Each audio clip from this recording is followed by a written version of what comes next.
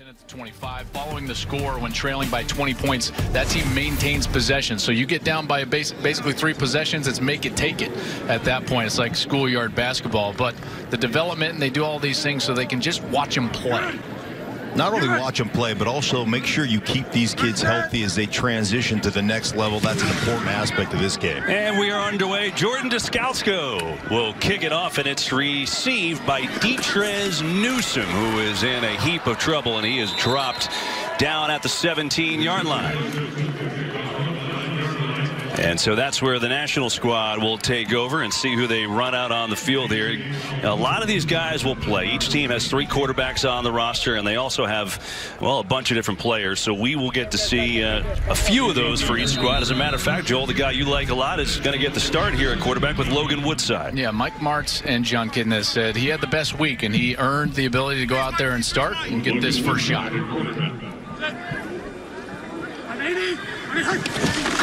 And they'll throw it on first down. Pressure hit as he throws. Tipped in. It is, they say, intercepted by Jannard Avery, and indeed it is. So on the first play, there's an interception, and American takes over. There was some great pressure off the left side of the offensive line and forced Woodside to throw the ball before he wanted to. And that allows the linebacker to get his hands on it. And Ed Shockley from Villanova was the linebacker that ended up tipping it up. Here's 53. Watch, he slips, falls, and then he gets his hands on the football, and then it's a mad rush. And finally, the interception is made. Great job by Jannard Avery from Memphis. Guy was on the Nagurski and Butkus Award watch list heading into last season. Makes a big play here. Avery had big time here. And anytime you're using a pop technique, your guard is popping out to pick up the defensive end coming off the ball. That's one of those techniques for me you want to scrap, because as a former guard, that doesn't work. So let's scrap pile that one and never do it again. Listen, from the quarterback, I'll also echo that. Let's scrap. Good. So Luis Perez, the other person on Joel's watch list for this game, starts at quarterback. What a story he is, but they will begin this game with the handoff to Dalen Dawkins out of Colorado State. And not far to go for Dalen Dawkins. So, Joel, you talked about Perez in the open. His numbers were absolutely eye-popping. You're talking about throwing for 5,000 yards in a college season. Where do you begin here? Well, this is a kid that I really believe has a chance to make a roster, and maybe that's a practice squad, you know, and so maybe it's not the active roster, but he's just a really quality player, and it's his accuracy and it's his ability to anticipate throws that I think sets him apart. No running. Dawkins again, and he gets buried. Just nowhere to go. Nife Lalo from Vanderbilt on the tackle. And Lalo, I mean, he gets in there right off the edge, playing 3 technique, outside shade of the offensive guard, gets that penetration inside, makes the inside slant move, and then able to work back up the football field, not losing your balance, put your foot in the ground just like a running back, and actually getting back up vertical at the running back to get him in the backfield. So a 3rd down and 15 is coming up for the American squad. Perez, a draw. Dawkins has some room, makes a man miss, gets past the original line of scrimmage. And in field goal range if they decide to try that, or they could go. All-star game, we'll see. I know Joel rooting for a field goal try here. We'll have to see what happens. It will be a field goal attempt. This is Joel's one of his watch list guys here. Well, I wouldn't go quite as far as watch list, but Jordan Descalzo has been kind of the talk of the week. Now, he's the kicker from Eastern Washington, and he was mostly a punter for Eastern Washington, and he's being given a chance to go out there and be the place kicker as well. And there's actually an injured player from the national team. I think that's... Yeah, it's Adi Aruna who is down. From Tulane, and that's too bad because he had a terrific week.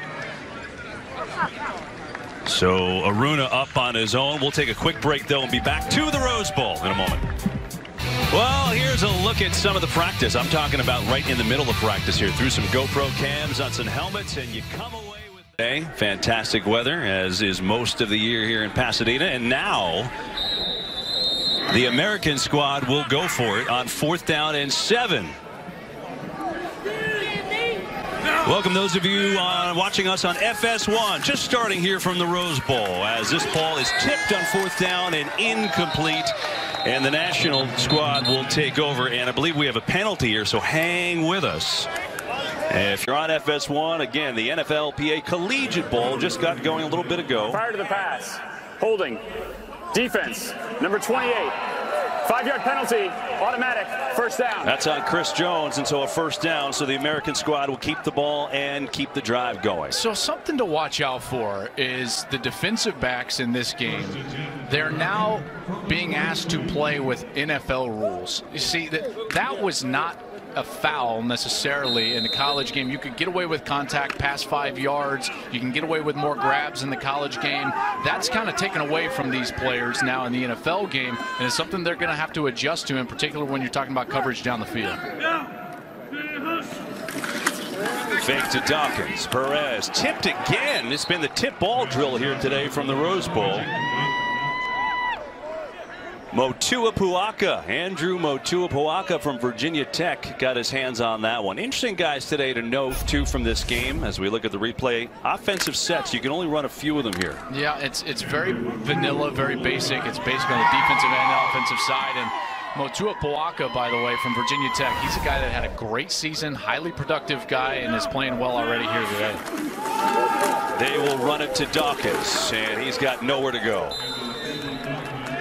Just a wide zone stretch play right here. I mean, this is one of those plays that every NFL team in America runs. I mean, they want to get that wide stretch, and it's about not only getting to that point on the football field, but being able to stick your foot in the ground and make sure you get positive yardage. And you've got to be able to applaud every now and again a 2-3 yard gain because of the effect it has on a defense, wearing them down. They'll get those hands down so they can't keep blocking these passes. Now. Third down and 10. Perez are going to dump it off. Coming Dawkins, and he goes nowhere.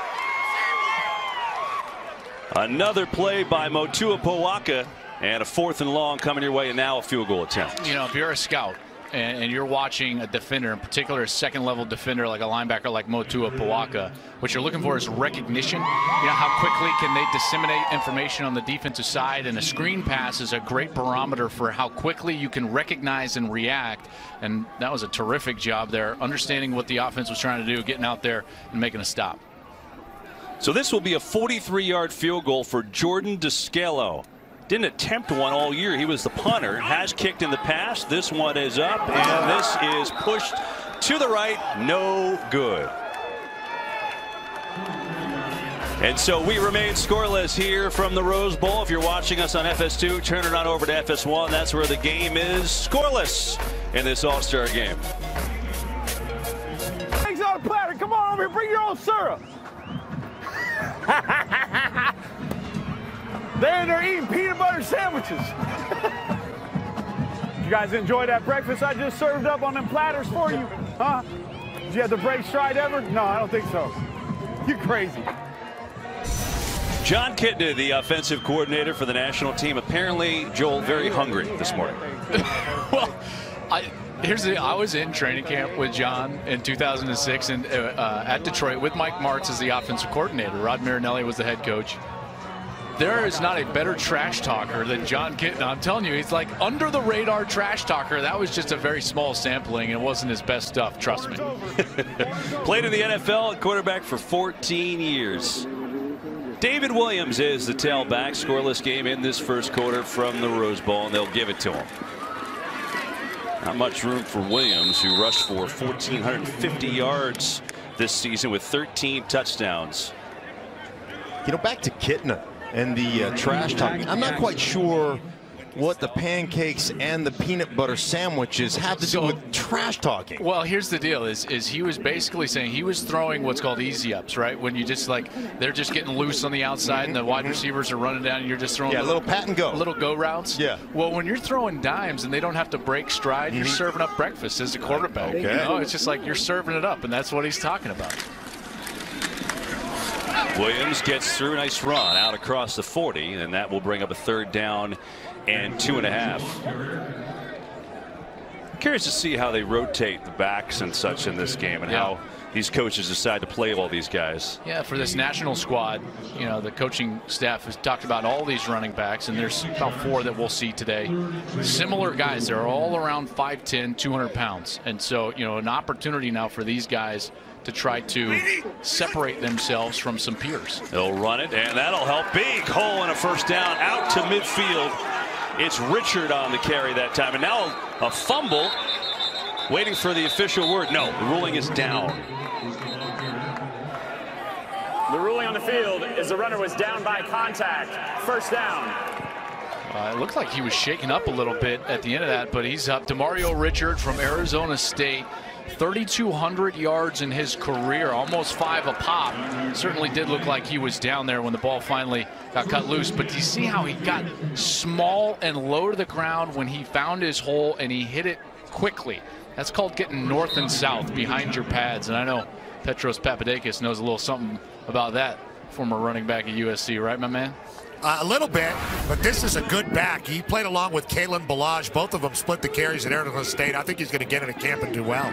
They'll throw it here. Woodside pressured, going to dump it off to Williams, who is tripped up for a very short game. Jaleel Wadu out of UCLA playing in his home stadium. And that's one of the things you're looking for as a cornerback, as a support system guy rolling up there. You throw a little swing pass to the outside. Can your corner come up there and make a tackle? Can he stop him for little to no gain and put you behind the chains? Once again, excellent tackle out there in space. And for a small guy, Jaleel, he's not afraid to stick his nose in there. You know, he had 288 tackles in his career. He's only 161 pounds. You know, so he's not afraid, and he shows it there. Woodside has time, fires over the middle. And it was incomplete because Shockley was there. So here's where the quarterback has got to help out his wide receiver and just allow the window to develop. Watch the linebacker 53. He's going to drop into coverage, and all the quarterback Woodside has to do is allow the wide receiver to get on that upside shoulder, get past the linebacker, anticipate the window more towards the center of the field. That way that ball doesn't get tipped and batted down by the linebacker 53. That's the second batted ball of the day, Ed Shockley. We've had a few of those already today. Here is Newsome, who gets his first carry, and that draw doesn't go anywhere. And so a 4th and long in a punting situation.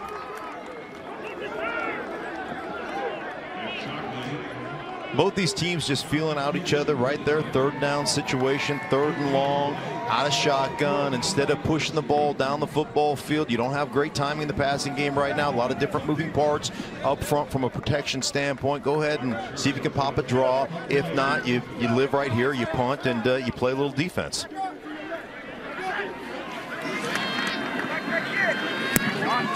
Stephen Mitchell back to receive out of USC. This is way over his head, and that's in the end zone. And that means it's break time for us. A lot of tip balls. Just going to take whatever shots we want. How cool is that, though, right? Pretty neat, yeah. That's what you can do in an all-star game. Now, you got to tell these guys, though, when our director, Jeremy Green, takes the cut, they got to stay still. Right. Hold your head still, please. Please abide by the rules. Here's St. Just out of Hawaii, who gets his first carry of the day, and it's a good one. He's going to pick up 8 on the left side. Diasemi St. Just ran for over 1,500 yards, which is actually 6th best in college football. He's their team's most valuable player, 2nd team All-Mountain West. Really good back. Over his career, he was about 5.5 yards per carry, and it's one of those things that I always look at, that average, right? Obviously, your system is going to help that, but do you fall forward? Do you get those few extra yards on every carry that's going to help your average out over the course of a career? He certainly does that.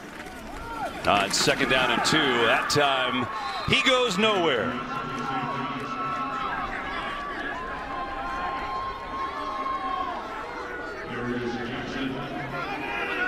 And so a 3rd down and 3 is coming up. Not shocking that the offenses have had trouble.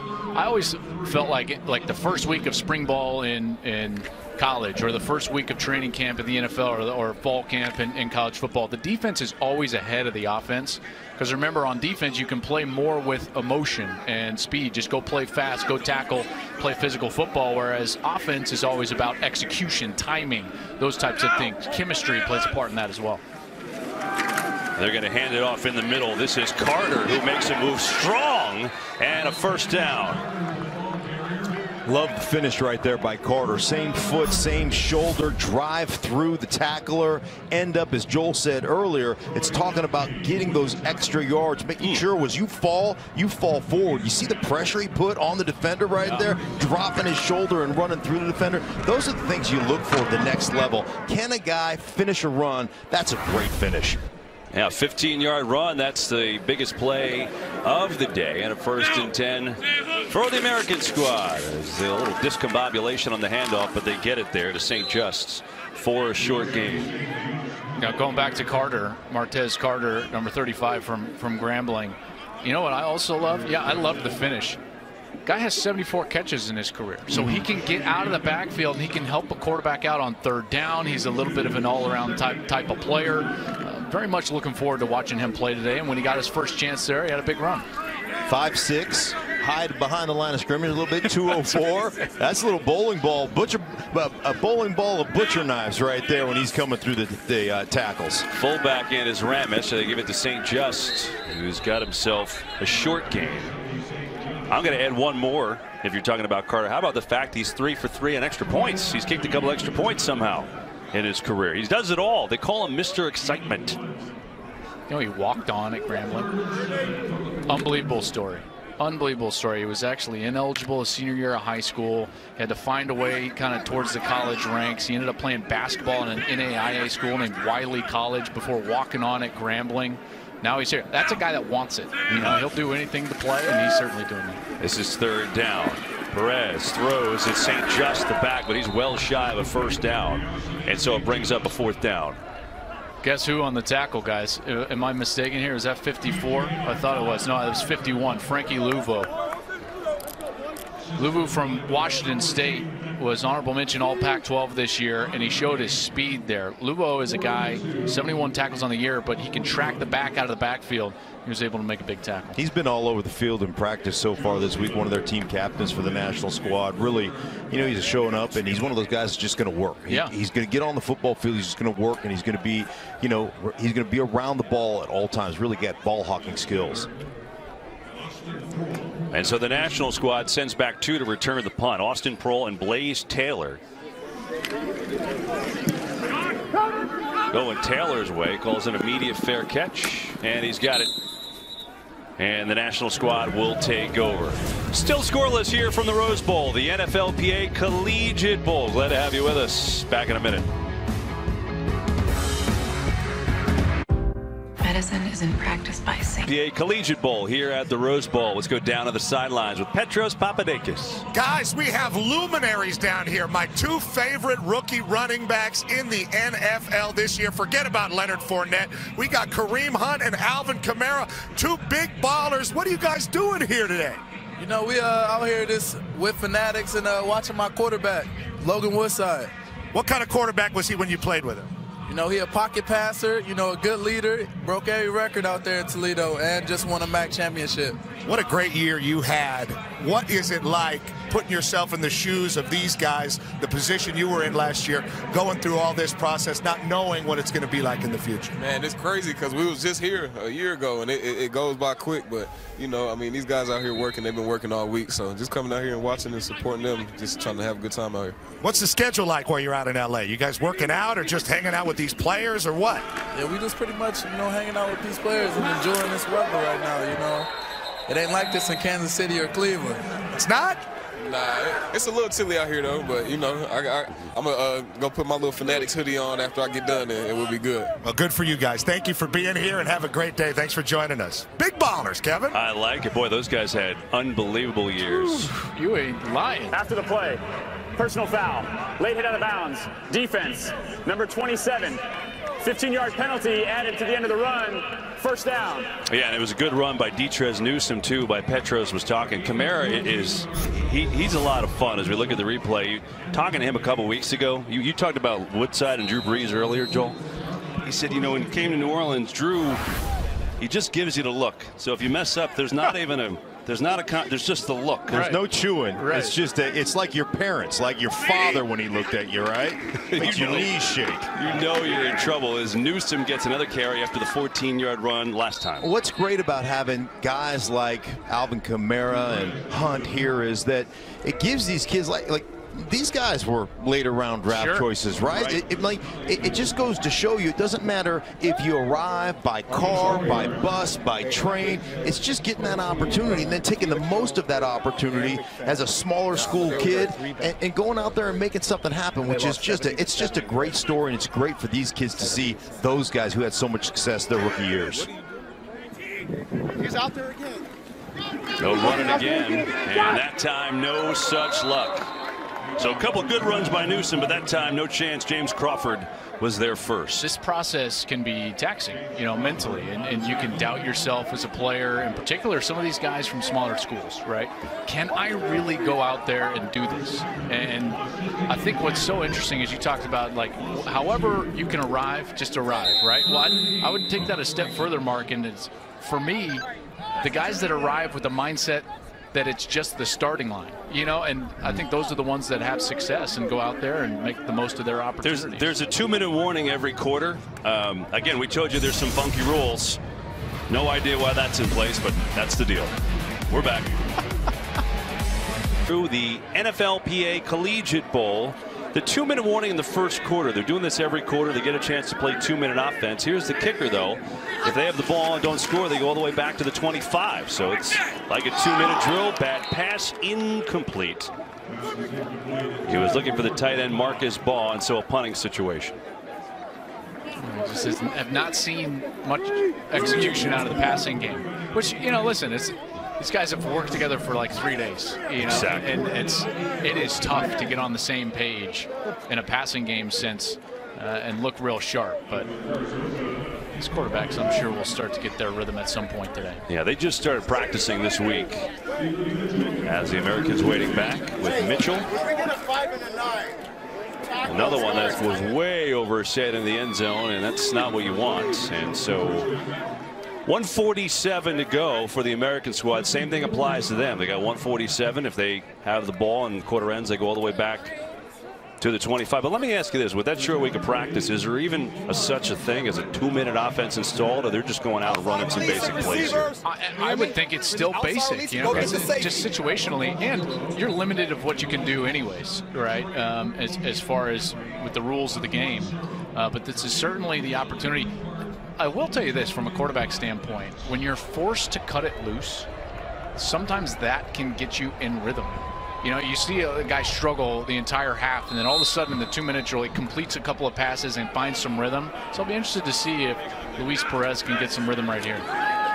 Perez in trouble, looking to dump it off, and that is not going to work. Carter is upended on the play by Blaze Taylor. I've always felt like when you're talking about rhythm, people think, oh, you throw a bubble screen, you throw a little, swing pass. I always think sometimes it's about ripping the ball down the middle of the field, throwing a post, and getting yourself feeling good about where you are right now. Yeah, Carter for not much.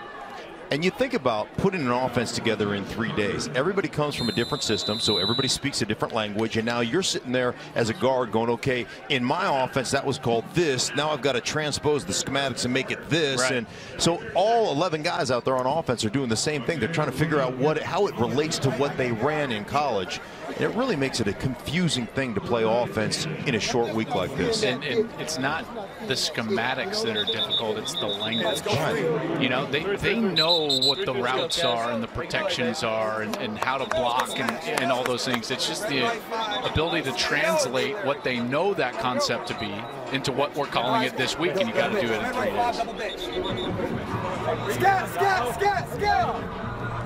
Trying to listen in a little here. Timeout was called by the national team. Each team's got 2 timeouts in each quarter, so Nationals call one with 1:15 to go in this first quarter. Heard offensive coordinator call out scat, means no back in the backfield. They're going to release him. All 5 receivers going to be out in a pattern. Perez has time, fires downfield, and he's got a completion and a big one. Speaking of big, it's Valdez Scantling, who is a big dude, 6'3", 204. And exactly what you were talking about, Mark. you find rhythm by stepping up in the pocket and actually ripping it down the field. And Perez threw a beautiful ball right on time. It was kind of what's called a shake route. From the outside, he runs towards the post, then he comes back out to the corner. Ball's right on time, right on target. And a 29-yard completion, the prettiest pass play of the day. They go back to him, and he's stymied right at the 44-yard line with the clock running under a minute. Now you're starting to find that rhythm with one particular player. So you hit the shake route, now you come right back to the slant. You two are seeing the same thing. You're seeing the game the same way between quarterback and receiver right now. Perez going to hand off to Carter. He's got a first down, and Carter dives his way down to the 36. Get up onto the ball quickly, and they're going to call a timeout here for the American side. Timeout. Yeah, each team with 2, American. so they have 1 left. First of the quarter. With 41 seconds left.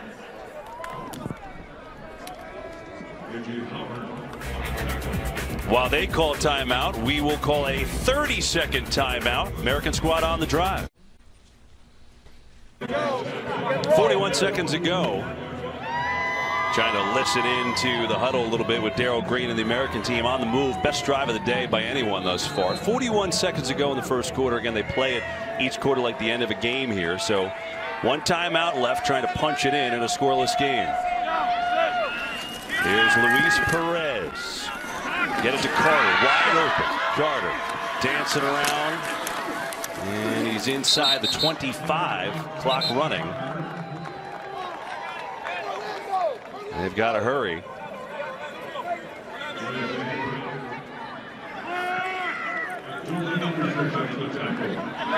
Under 20 seconds now. Perez fires far sideline. Catch is made and out of bounds, I do believe. Yes, it's Bird who made the catch.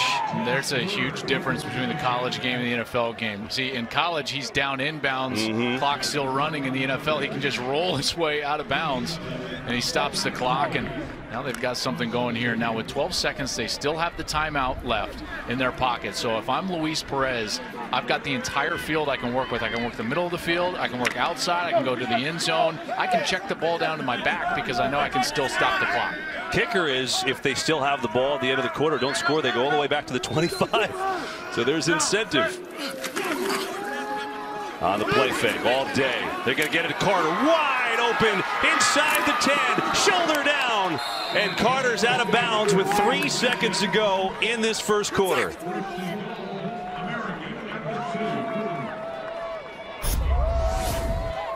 Well, the check down was going to be what? Now, he had the post wide open. If he comes back to his right side, he had the post wide open. He could have thrown a touchdown, but he takes the check down. Carter is able to get out to the sideline and get out of bounds inside the 3, about the 2-yard line, and setting him up for at least a chance here to get in the end zone. So how much of a kicker is this? 2 seconds left in the quarter. You either score a touchdown here, you go all the way back to the 25. Go all the way back to the 25. Yeah, I mean, the incentive to score, obviously, is huge right here, right? Especially if you're an offensive lineman, because you're going to be sucking eggs after that drive, right? You're out of shape. You've just been kind of going walk-through practices. So, man, let's punch this thing in the end zone. Let's get to the sideline and suck some Gatorade, guys. Let's listen. What's you think if we lined up and look like we're going to run it? They know we're going to throw it. Great faking. I don't think so. Hey. Yeah, I like this.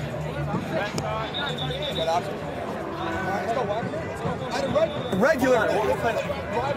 Out of regular. Near right, 724, right, wide banana. So Z, make sure you get a pick on right. See what it is. Come here. So far, this is an 8-play, 78-yard drive. In a strange way, I'm hoping that they don't get it, because I want to see like a 15-play, 170-yard drive. It'll be the first time in football history. Now they're going to get into their pro set here, and at least the way I read that play call, 24 ISO wide banana, means that this is going to be a play-action pass, so they're going to fake, run play to the right side, and try to get the tight end somewhere on that right side. And there's a fumble, so none of that is going to happen. Who's got it? Nationals say they do. And that is the case. And again, it's Motua Polaka who has had a nice first quarter. He's the one to get on it, and the national team takes over. So they prevent a touchdown, they get the ball, and we're scoreless after 1 quarter from the Rose Bowl. So we start this second quarter, and the American team will have the ball, even though the national team recovered a fumble at the end of the first quarter. Because the national team started with it, they give it to the American team in the second quarter. Who knew until right now? Certainly not I. Certainly not I.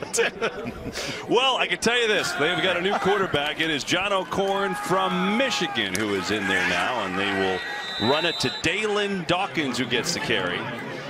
So John O'Corn, who will take over the reins, at least temporarily. Luis Perez is a guy that started this game. Perez, 8 of 9 throwing the football. And so here's O'Corn. You saw a lot this year, Joel. Yeah, you know, and here's the deal. John was essentially the backup quarterback. He goes in against Purdue, has a very good game against Purdue, and struggled thereafter to the point where he was benched for Brandon Peters. You could say it was maybe an injury, but Brandon Peters, the young quarterback from Michigan, came in after that. Here is Looper on the end around. This guy can burn, and J.T. Looper has a nice gain. He's out near the 35-year line. He's an interesting guy. 5'7", 157 pounds, but his numbers this year were nuts.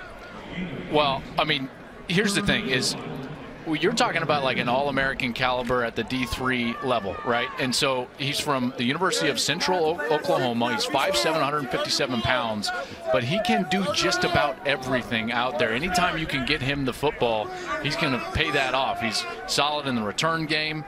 He was a finalist for that Harlan Hill Trophy as well. 110 catches, 1,593 yards, which is just crazy. And you think about his spot in the NFL as you start looking at how you're going to go forward. You know, the jet sweep stuff, all the college spread stuff that has filtered its way into the NFL, where you're showing that eye candy, you're trying to hold defensive ends, you're trying to hold the backside of a defense so that you can attack the front side. And those speed guys that can do that, they give you those opportunities to implement some of that spread concept that we see so much in the NFL game today. O'Corn going to throw the ball, and that is a grounder, incomplete. He was trying to get it to Adonis Jenkins out of Temple.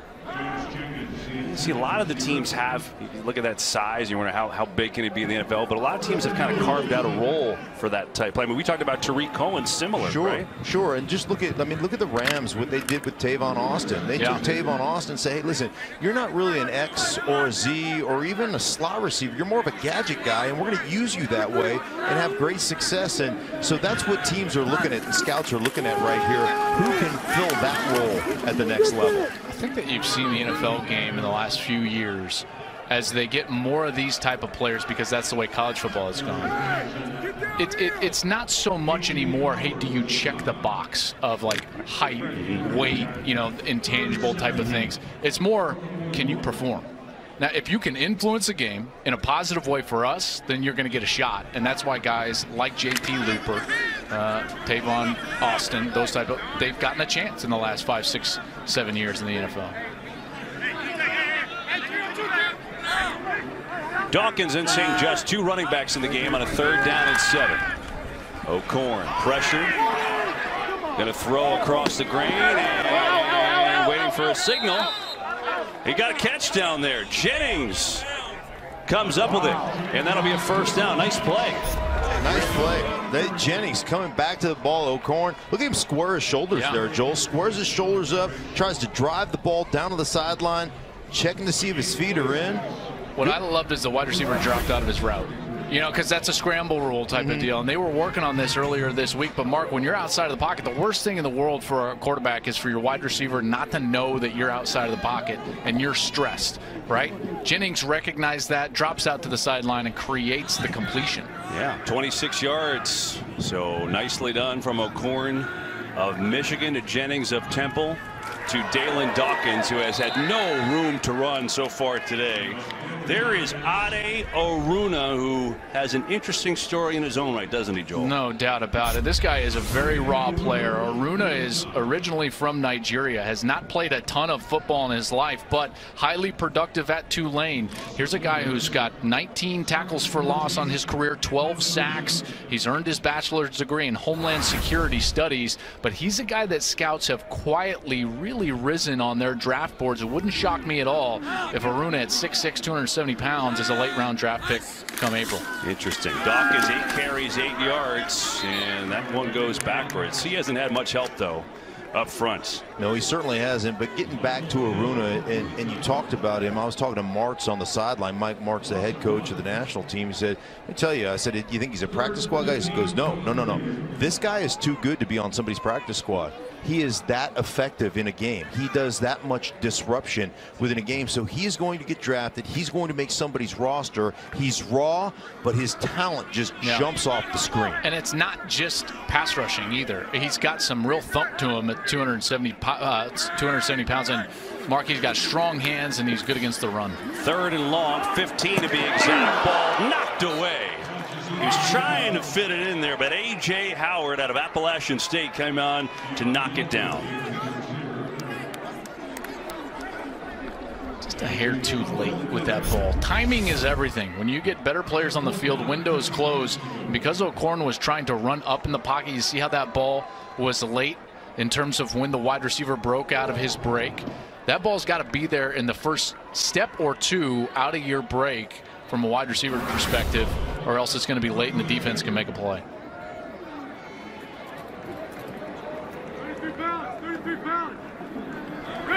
Jordan Descalo will punt it away. He's doubling as the punter and the kicker today. Tries to drop it inside the 20, and will do just that. So Descalo struts his stuff, does his job, and we are still scoreless here from the Rose Bowl in Pasadena, a couple miles away from that gorgeous picture.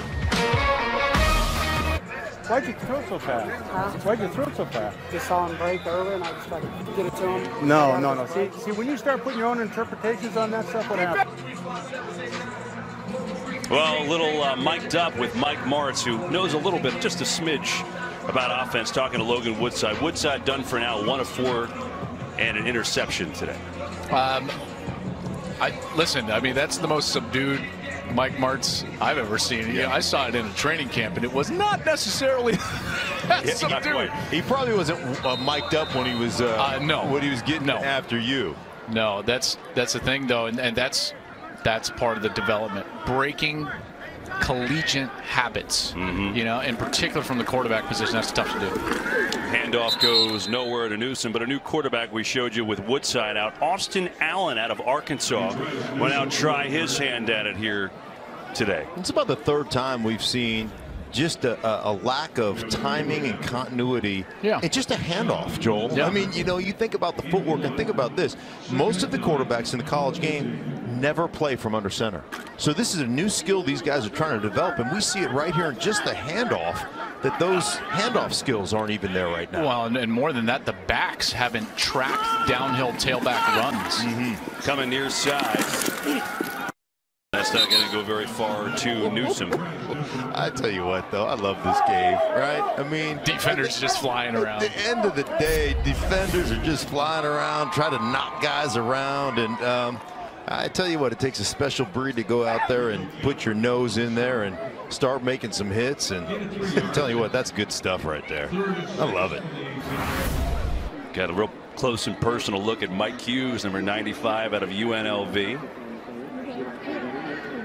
A little camera from one of our officials today. 3rd down and 6 coming up for Austin Allen and the national squad, looking for the first points here today. Allen in trouble, steps up, and down he goes. Bruce Hector out of South Florida, who had 7 sacks on the year in the interior, coming through.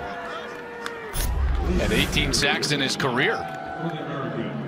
This was more of a coverage sack, though, because Austin actually had a bit of pocket to work with, but there just was nowhere to throw the football down the field. Nice job by those defensive backs covering everyone up. And that's the problem you get into when you talk about size of the quarterback position. At 6 foot, you'll get lost behind there as that pocket starts to collapse. Yeah. And it's hard to keep your eyes down the field and continue to see your receivers. Stephen Mitchell trying to return one. Bobbles, fumbles, it's loose. I think National has it. They say so, and so do the officials. Austin Prohl is the guy who picked it up. And so Mitchell with the drop. Prohl with the recovery for the national team. Good field position for them when we return. Austin Prohl had a fumble recovery. The names sound familiar because his dad, Ricky Prohl, won. Of course, that was his most famous moment, winning the Super Bowl with the Rams, coaching the league for a long time. 17-year player, gritty, great receiver, made one of the best catches in conference championship history in the Rams upset of the Bucks. And now his son Austin trying to get to the league. And look at that, the spitting image of his father right there. Look at the face on that kid. And I'll tell you what, Ricky Prohl, I played against him many times. That guy was a football player. Yeah, Jesse, he could play 17 years. Here's a fake. Allen has time over the middle, and that one should have been caught. It's the tight end DeAndre Goolsby, who's had a good week, but not there. I mean, this ball was thrown perfectly. I mean, you talk about anticipating the window. Watch this. I mean, he's basically covered right over the linebacker, and it hits him right in the face mask. I mean, Goolsby didn't even think that was coming. He's like, there's no way. I'm so covered right now. I am so completely covered. There's no way he's throwing this. Hit him right in the beam, man.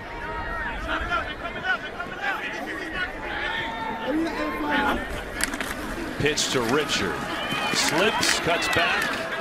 Nothing. So after the turnover, Austin Allen about to come on the field. Let's listen to his chat with Mike Martz. Don't be in a hurry when you play. I got you. Just slow down, yeah. You see how fast things will get going. And when you first get in there, we'll try and get you some quick throws. Go with whatever. 12 or something like that. Well, it's good to get off a slant or something like that, and then we'll get going, okay? All right, this is double left 70 macho, okay? So there's listening to Mike Martz. And we were talking about Prohl, right? Austin Prohl. So think about it. Torrey Holt is coaching on this team. He's a wide receivers coach. Mike Martz coached them both. There's a whole 6 degrees of separation thing happening here. This will be a 3rd down and 9, fellas. Allen pressure from the edge, cinches, but then more pressure, and down he goes. Antonio Girard. really that initial pressure was Xavier Thigpen from Southern Mississippi, and Girard comes in and finishes all up from Central Florida. Great story for them, obviously, going undefeated last year. He was a guy a couple of years ago that was going to quit football, leave UCF. His girlfriend was pregnant. Scott Frost kind of talked him into staying at UCF, was a mentor to him as a father. They ended up staying, amending things, and he was at UCF for that undefeated season. Very cool stuff. That's pretty great. And that is the way to go. Fortuitous bounce. Pick it up. Give it to the ref. Give it to the ref. Coaching to the final whistle, fellas. Pick it up and give it to the ref. There you go. Just outside Hollywood, Pasadena to be exact. Great day. Why shouldn't there be a holiday to celebrate race? Los Angeles. Sure, it's a beautiful day, so why not show you a couple of great shots and make you jealous of your freezing around the country. Here at the Rose Bowl, iconic. I mean, you can't get a better place for a football game. It's just picturesque around here, that's for sure. It's got to be a pretty cool experience for most of these kids here today. The cool experience for a kid like me. I'm an old dude, but this is the first time I've ever stepped foot in the Rose Bowl. Oh, really? When you played at the University of Idaho, they didn't invite you to the Rose Bowl. I don't know if you knew that. But just to be out here, it's phenomenal. And you think about all the games you've watched over the history of this great stadium and all the Rose Bowl games. And heck, I remember watching you call a game earlier in the season with UCLA and what was it, A&M with great comeback, just phenomenal Rosen, stuff. the 34-point comeback. Yes, it's incredible. So here's the American squad in the scoreless game. Diasimi St. Just. Left side fumble. It is Boy, it bounced right into Mitchell's hands. And the American squad keeps it, and they get a first down out of it. You talk about being in the right place at the right time. Stephen Mitchell, wide receiver from USC. Not a very big guy, but he's battled through injuries in his career. He's able to get this recovery. And Petros, I know you know Stephen Mitchell pretty well. Stephen Mitchell's the type of guy that he's been at USC now and had some production. It wouldn't shock me if he's able to catch on maybe a practice squad or late round draft pick. Petros, you alive? Just double checking. Maybe after this play, we'll see. Here's O'Corn on the roll, looking, firing, perfectly executed pass that is to William Dissly. A Petros favorite out of Washington makes the catch, and Disley's got a gain of 15. Always love those fake handoff, fake 19 handoff, boot keep to the right, and you try to run a tight end in the flat, and your backside tight end is running that drag across, and you get that layered route, and that's one of the staples of the West Coast offense right there, Joel, and it was executed beautifully down the field. The key, I think, is to fully influence the run with the offensive line. It's not really the back's action as much as that offensive line. Their whole coaching board is reach and run, gap and a half. St. Just is eaten alive at the line of scrimmage by John Franklin out of Stephen F. Austin. They've sent some players of the NFL before, guys like Larry Centers and Jeremiah Trotter and such. Petros, I hear you are alive down there. Yes, yeah, I'm breathing down here, Thank guys. Goodness. It's a lot like you guys have said, especially with the mesh between the quarterbacks and the back understanding the offensive line and where they're going to move. There's just a little bit off there, and that's why we have a lot of this inconsistency, I think, with the run game so far. Here is second down, and that one knocked down at the line of scrimmage. It was Franklin who got a piece of that one again. What's it on the sidelines down there, Petros, for a game like this? Is it chill? Is there a lot of chatter? Give us a little feel. I think the guys are pretty excited. I mean, they're excited to be playing football. Now, you have to kind of create your own enthusiasm. You don't have the crowd that these guys are used to playing in front of, even the crowd at the Kibbe Dome that old Schlereth played in front of in Idaho. I mean, these guys don't have that going right now, but they're motivating each other. The coaches are coaching hard, and they are playing hard, but just hard to get a rhythm for both teams right now. One thing I've noticed about Petros, look at the stance he's down there. He's crotch down, kneeling over, just showing off how good flexibility he has in his knees, knowing that I can't bend down. I mean, that, you know what, you're wrong for doing that, Petros. Feel good down here, guys. I feel agile. I played on this beautiful grass field at the Rose Bowl. They invited us a couple times. Gosh, that must have been amazing. This is my, I mean, this is like my all-time favorite. There's not a venue in sport that I like better than the Rose Bowl. This is just gorgeous. It's not that great when Cade McNown beats you by 20 and they throw a bottle at your head while you're walking off the field, though. Well, that's true. Good thing there wasn't anything in that head for that bottle to affect when it hit, though, Petros. No doubt. Here is the punt. Bounces around. Proles just going to let it go. And with 4 minutes to go in this first half, the national team takes over at their own 10. How about a little ref cam? That's what we like to call it. Get down, make the call, make the play. Scoreless game from Pasadena. Eagles, Vikings, and here the NFLPA Collegiate Bowl at the Rose Bowl in Pasadena. 3:55 to go in this first half. All these guys trying to find a way into the NFL, get drafted, sign with a squad, whatever it takes. And that's what we're watching here today. Joe Klatt, Mark Schlereth, Petros down on the sidelines. I'm Kevin Burkhardt, our entire FS1 crew here today. Chuck McDonald at the producing controls. Jeremy Green directing this fine event. Here we go. And the national squad has it there in the dark uniforms, and that goes backwards to Ernsberger, the tight end. We saw the American squad, who is in the white jerseys.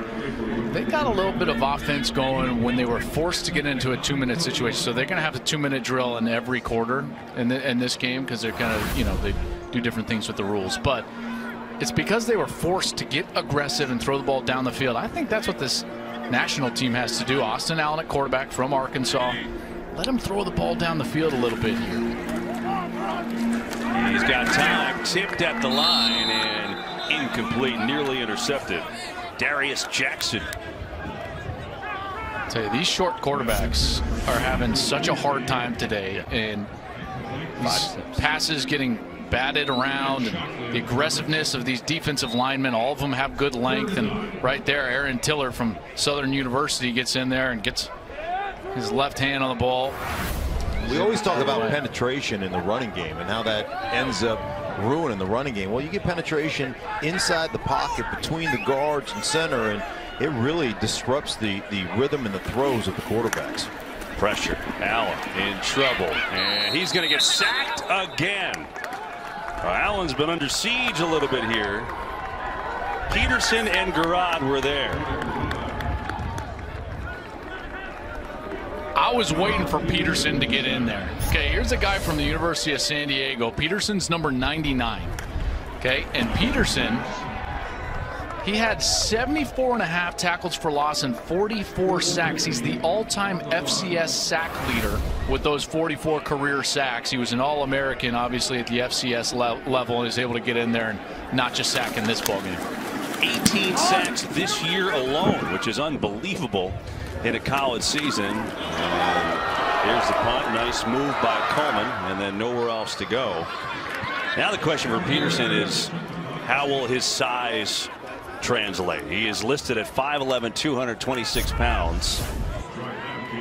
As we take another look what it's like to be a returner.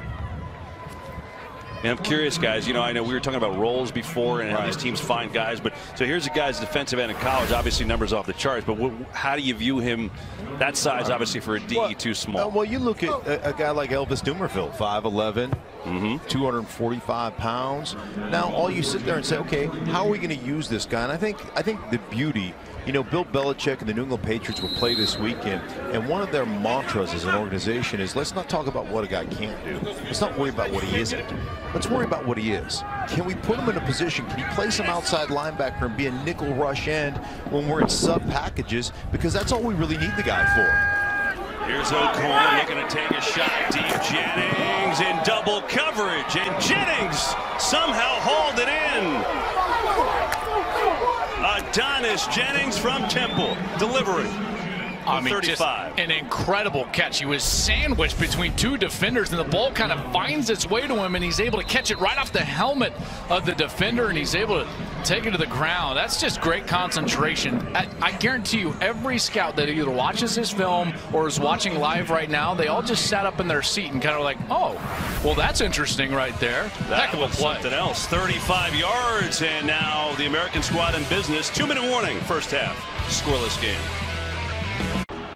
On defense. Go, you split in half. You split in half. They can know we're going to cover two. Mike March is under pressure. I ain't under pressure. He's under pressure. That's great.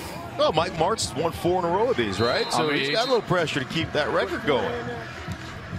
Love it. Darryl Green. Sure looks like it, right? Hall of Famer. 20 years with the Redskins. Pro Bowls, Super Bowl winners, you name it. Of course, your former teammate, Mark. He says he's under no pressure. How about his team? 1st and 10, trying to punch one in. O'Corn, incomplete. Trying to get it out to Dawkins in the flat. So, the most important characteristic of throwing the ball inside of the 10-yard mark is accuracy. Ball placement. You've got to do what's called communicate with your ball placement at all times. Whether it's zone and you're just checking the ball down to the back, you've got to put it on a certain shoulder and you're telling him where the defender is at behind him. If you've got a back running into the flat, you've got to put it right on his chest, leading him towards the sideline so that he can run after the catch. That's what scouts are looking for from quarterback play when they're throwing the ball inside of 10 yards. O'Corn 3 of 8, 76 yards. Here's going to be a draw. Carter trying to sprint to the edge. Nothing doing. As Blaze Taylor came up from the secondary to make a hit. I love Blaze Taylor. Blaze Taylor was a National Football Foundation National Scholar Athlete, one of 13 in the country. And those are basically your 13 finalists for the Campbell Trophy. The Campbell Trophy is known as the Academic Heisman. Blaze Taylor, he's a terrific returner.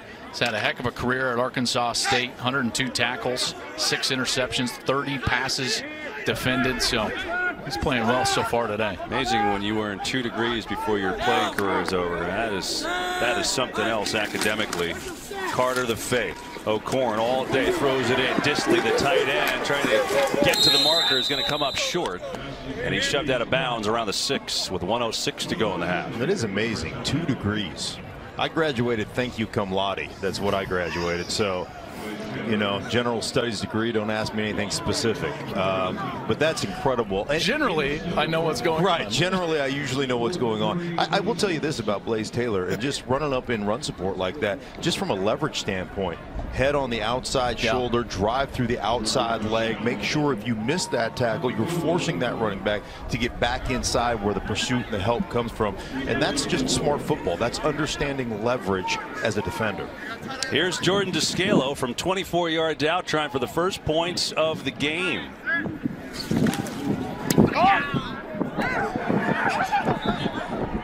Nope. And Descalo not having the finest day field goal wise. Again, more the punter this year.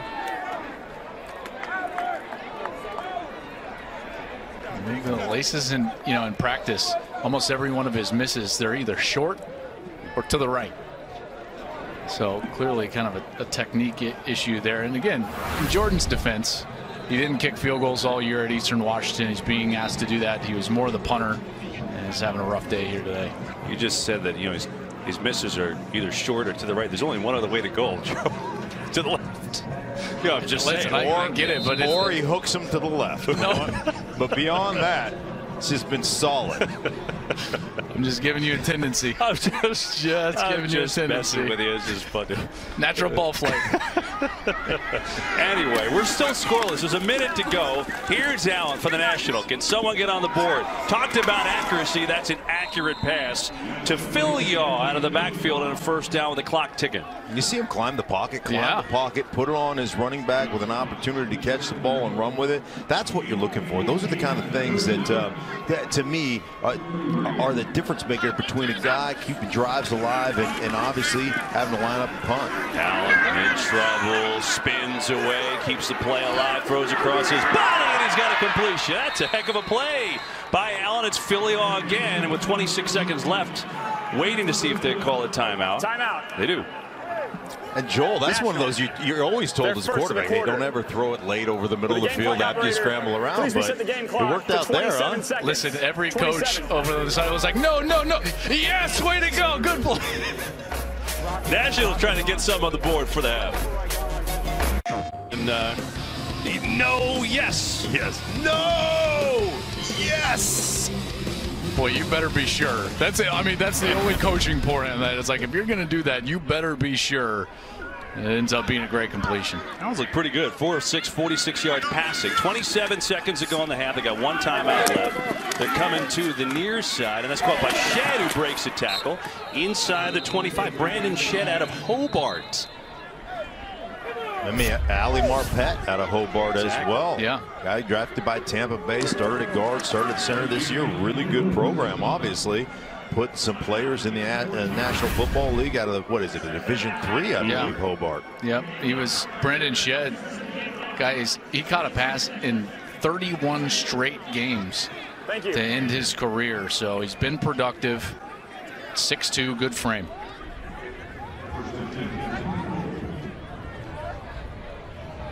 Allen's been pretty incredible during the course of this. First down. We want to throw this thing out of bounds if you don't like it, okay? We're really thinking that, just throw it, and if you don't like it, throw it out of bounds too. We don't need a completion for 5. Okay? That's what I'm trying to do. Gun double left, ace left, 212 shakes. Tell the halfback to line up on the right and chip the end. So, gun double right is the formation. Ace right is the protection. And then 212 F flat is the concept.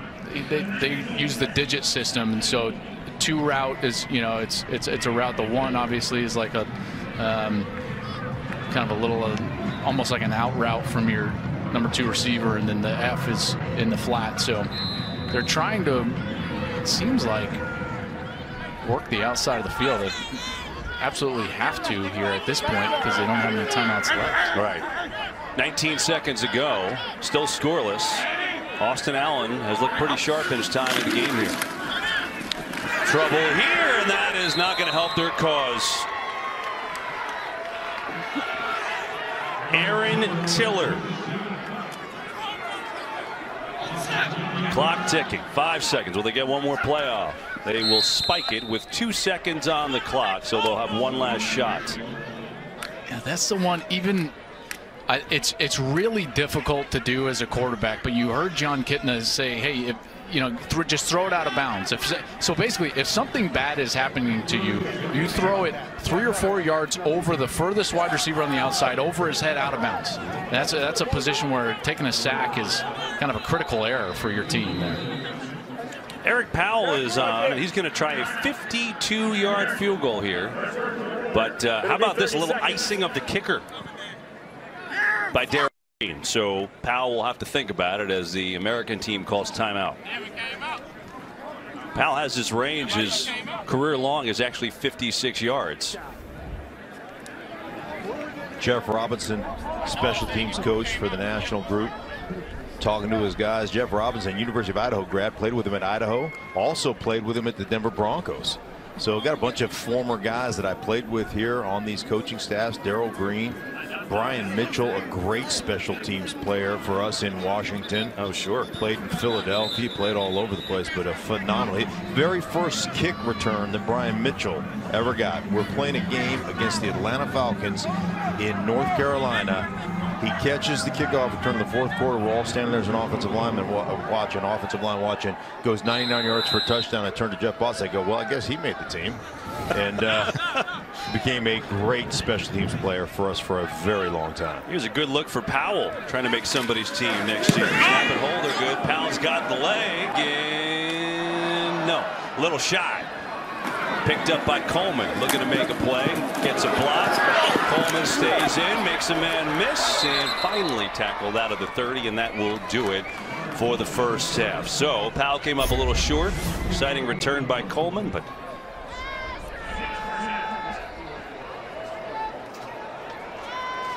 we get a look at this.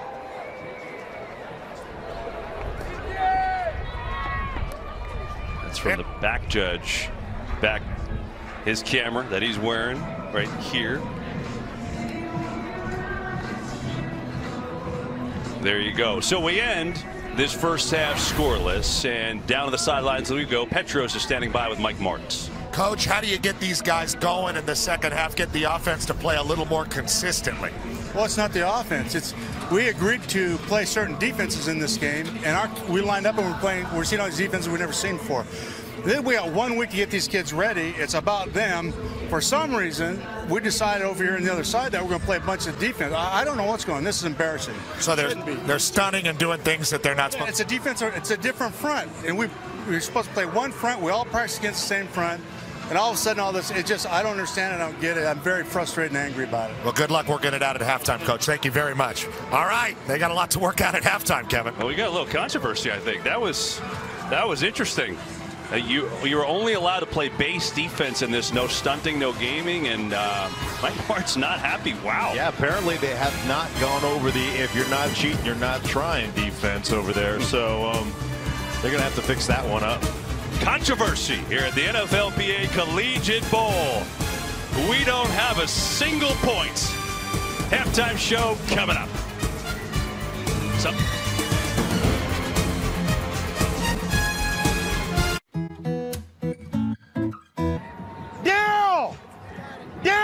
I don't think they're listening. But if you flag it, they can't do it. Well, Tom basically told them if they run that KC front again, they're throwing the flag. So they've been officially warned of that. So he said they've been officially warned to Darrell that if they run that again, and they said we're sorry, it was just a kid who was in a misalignment. Well, that is interesting. We are scoreless as we head into this third quarter, and you heard Mike Martins. He was hot talking to Petros going into the break. How the other team, Darrell Green's team, is playing illegal fronts. In this game, bottom line is you can't do any stunts. You can't do anything like that. Is he right? Well, and it's not for competitive factors. It's just so that we can see what these kids can do, right? This is a developmental game, and so that we can evaluate if this kid has the ability to play football at the next level. And he is right. We took a look at some of the video of the first half, and there's no doubt about it. The American squad was not only intentionally playing some illegal fronts. It wasn't a misalignment. There was an intentional illegal front and absolutely an intentional stunt where they actually had the tackle loop on the outside, the end come on the inside. They got a sack out of it. So it's just one of those things that it's not what you want out of this game. There's the stunt, as you clearly see that left end come looping around into the inside. He gets a batted ball out of it, and it's so difficult from a lineman's perspective, Mark, because they haven't practiced together with these protections against some of those looks or stunts or something along those lines, and that's why it's been hard for them to move the ball. Right, a 3 technique normally is a guy that's right over the outside edge of the guard. Right on the guard's shoulder. Right on the guard's shoulder, and what you saw on that particular video is that guy moved all the way to the inside eye of the offensive tackle. So if I'm the tackle, Mark's the guard, now this player's on my shoulder, which makes him a 4-eye. Which we call a 4-eye, and now it does 2 things. 1, it confuses you on who you're supposed to block. 2, if you decide, okay, now I've got to kick out to this guy, you kick out, you get your shoulders turned because he's so wide. Here comes the looper back inside, and that is exactly what they did on that particular play that we showed you. There's several others that we saw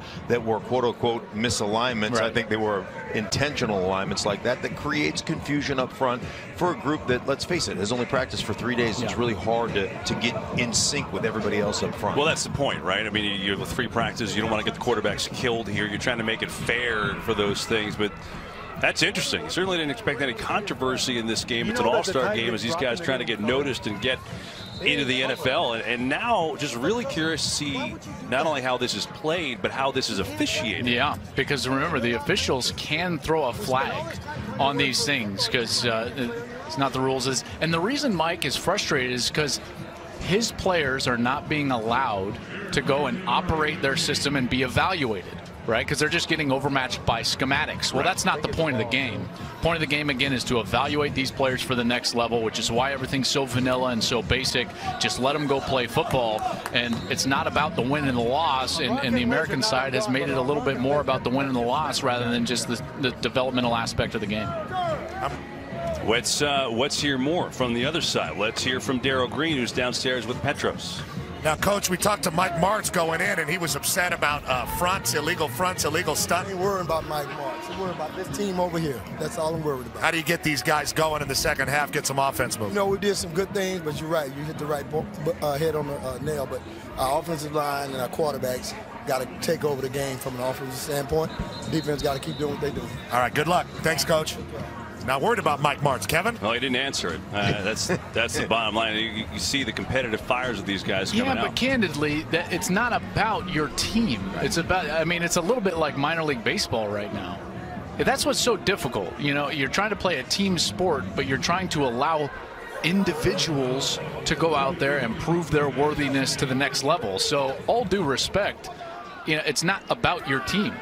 It's about giving these kids the best opportunity to shine in these circumstances so they can show their wares to the scouts and the evaluators at the next level. And you can't do that if you're in illegal fronts and you're doing things that haven't been, let's be honest, they haven't been practiced, and that's what makes it so hard on these kids. And the American squad has 4 sacks. National squad, none. I'm sure that has something to do with it. American squad will take the kickoff, and they'll start this third quarter with the football. We're going to see real quick how upset Mike Martz is. Yes. His defense is about to come on the field. Yeah, we're going to see if they're going to adhere to the rules or if they're going to fight a little fire with fire. Exactly. And that becomes the problem. Then you're talking about risking injury to your quarterbacks, risking injury to your running backs, and nobody wants to see that. So I hope they play it straight and they get it rectified. The officials are warned so they can see it, and we'll see exactly how this goes. This is the front they're supposed to be playing right now. It's called over. Meanwhile, Kenny Hill, the quarterback, just drops the football on the ground. And it is recovered by the Nationals. Frank Herron is the guy who recovered it. First snap for Kenny Hill out of TCU, and he just fumbled it away. Well, and this is a guy that did not have a lot of snaps under center in his collegiate career. He started at Texas A&M before transferring to TCU, and you're trying to get a play-action pass, and he's just not used to doing that. You know, it's one of the first times he maybe has done that in 4 or 5 years, maybe since high school. Puts the ball on the ground and turnover ensues. Yeah, he gets a little width in that reverse pivot out. His feet get caught up on the running back's feet, goes down to the ground and lays the ball down there. Ball security is your number one job. Certainly didn't have it there. And a good run down near the goal line. It's David Williams who has it. Meanwhile, new quarterback too, Peter Pujols, comes in for his first snaps of the day for the Nationals. Quarterback from Holy Cross, threw for 11,000 yards and 84 touchdowns in his career. That's just incredible production, and see if he can translate that here to this level. Looking for the first score of this game. We are gonna get it. It's a touchdown. They give it to the fullback Daniel Marks, and Petros is a happy man. That fullback wears a great number too. Best offensive lineman Stanford had all year. Daniel Marks, boy, I tell you what, he's had a good week too from a fullback perspective. Obviously, you're not going to measure his production, but does he come in there? Is he physical in the run game? Can he pass protect? Does he catch the ball out of the backfield? And he has checked all of those boxes. And check this out for Marks. It's the first time he's ever scored in his entire collegiate career. So there you go. Come on, David Shaw. What's this? He's giving all the love to Bryce Love. Can't give a little Daniel Marks way.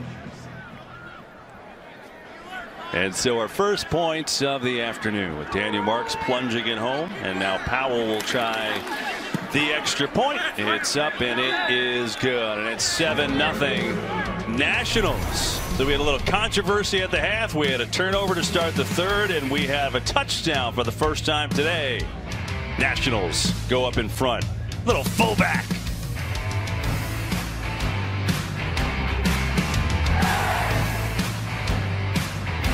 The Great Emperor Penguin Migration.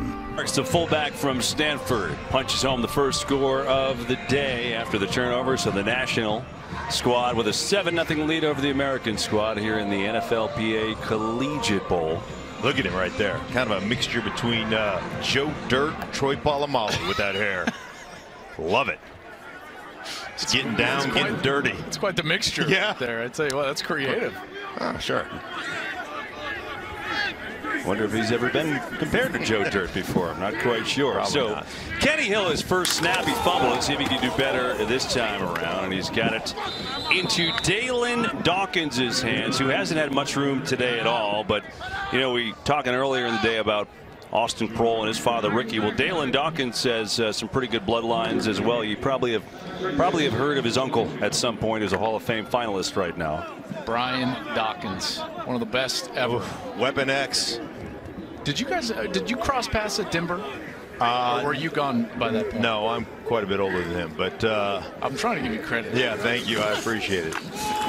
Here's Dawkins trying to get to the edge, just so hurdles a tackle, and he's got a first down. You know, that's it. It's one of those skills right there that probably goes unnoticed at times. Your ability to have awareness, just spatial awareness of your feet. And you see him hop up just enough to get himself through there and make that run. Nice job with the feet and the awareness of where the defenders are. And Brian Dawkins, his uncle, well, one of the best that's ever played the game. That guy was intense. What a leader he was for the Eagles all those years, and then finishing his career in Denver. Dawkins at 1,709 yards from scrimmage this year for Colorado State. Not much there. He went up there and had a sensational career.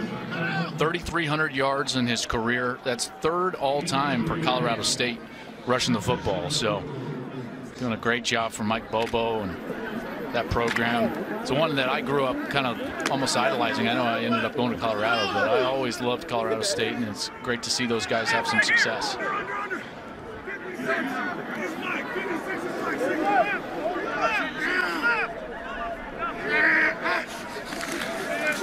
Second down. Good cut, good move, first down.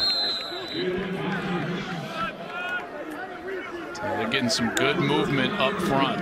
you know, the biggest tell, Mark, is can you get the double team move to the linebacker, and they're certainly doing that. Center guard getting blocked and then covering up that second level. It's an excellent job by that front.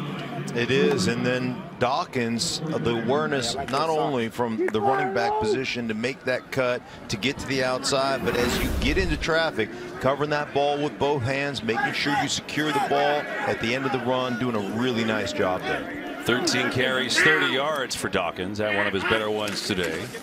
Fake it to him here. Hill, though, in trouble, just has to throw it away as he was about to get belted. He was in the direction of Dontez Byrd, but John Franklin had pressure. Isn't that the problem, though, when you start these all-star games and you're like, we're going to run this boot keep out the backside. We're going to really sell hard down on the run to the left side. And then guess what? The defensive end, it doesn't get coached up. And he's like, I'm not even going to pay attention to any of that run fake stuff. I'm just getting up the field. And that just blows the whole play up. That can be the problem with those big run action passes, is that you're banking on the fact that the defense is going to do their job. Right. And in an all-star game, sometimes that's not the case. Right. John Franklin pushing up the outside edge there, just blows it up. Dawkins up the middle and finding a little bit of a groove now as Dawkins getting some blocks, and he's found his way down to the 44. So and Joel mentioned it too, the front side double team, getting that double team secured, getting that line of scrimmage pushed up to the second level. So many times in football, you see that double team, they come off of that too quick. They want to jump up to the second level. They want to go attack those linebackers.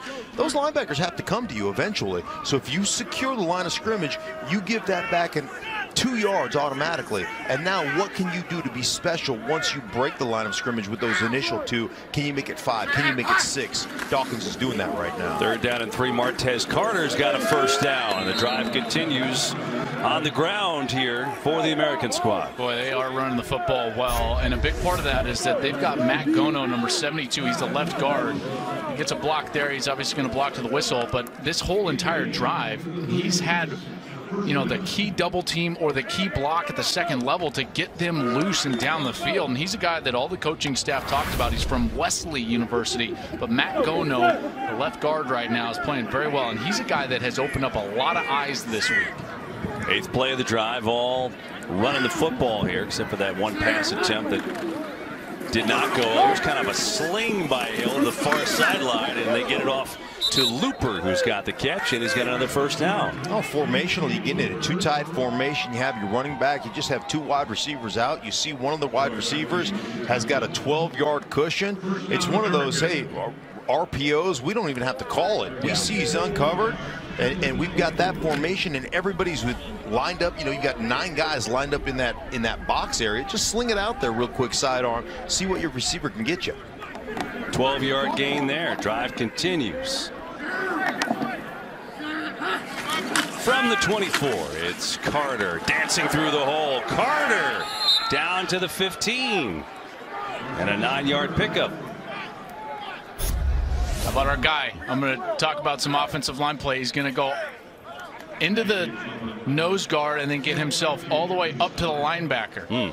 That's just a great job. I mean, it doesn't look like much, Mark, right, but you are a great guard. I mean, just that little movement, gets contact on the nose and then gets contact on the linebacker. He's coming down from his left to his right on that nose, but the whole time keeping his eyes just outside to see what that linebacker does. And as soon as he fires his gun and shoots the gap, he comes off it subtly, picks it up. It wasn't a devastating block, but gives the back an opportunity to cut up inside that and get positive yardage. That's the nuance of playing up front. And then check this out. Where do you go? Right behind him again. Look Come at this on. movement. Movement, movement, movement. Getting up to the linebacker. Movement, movement, movement.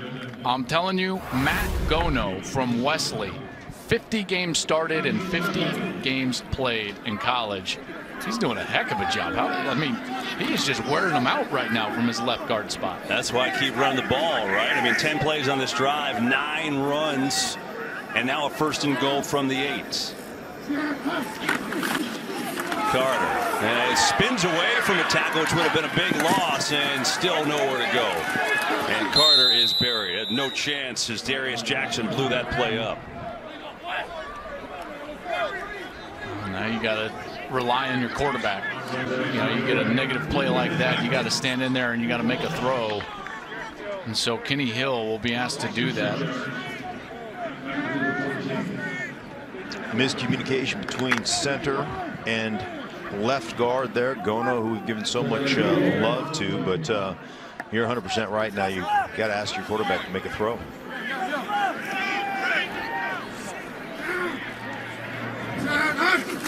Second and goal. They give it to Dawkins, who tries to sprint right, and there's not much of a hole there. And a third and goal from the 14-yard line coming up. Based on your field goal, your inconsistencies of your field goal team right now, are you in 4-down territory? I mean, you're down by a touchdown, 7-0. I certainly would be. I mean, Jordan Descalo is just, you know, he didn't attempt any field goals during the year. He's missed 2 already today. So why not let your offense go out there? So in that point, get half at least of this back. Get inside the 10-yard line to make a 4th down more of a manageable down.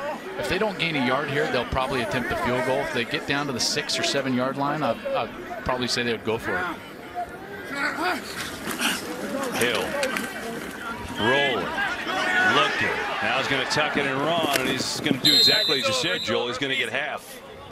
And now a makeable, at least reasonable 4th and goal if they decide to go. And they won't. As Jordan Descalo is going to come on the field.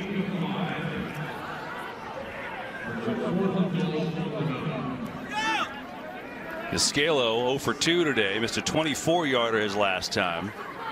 Try for redemption. This will be from 27.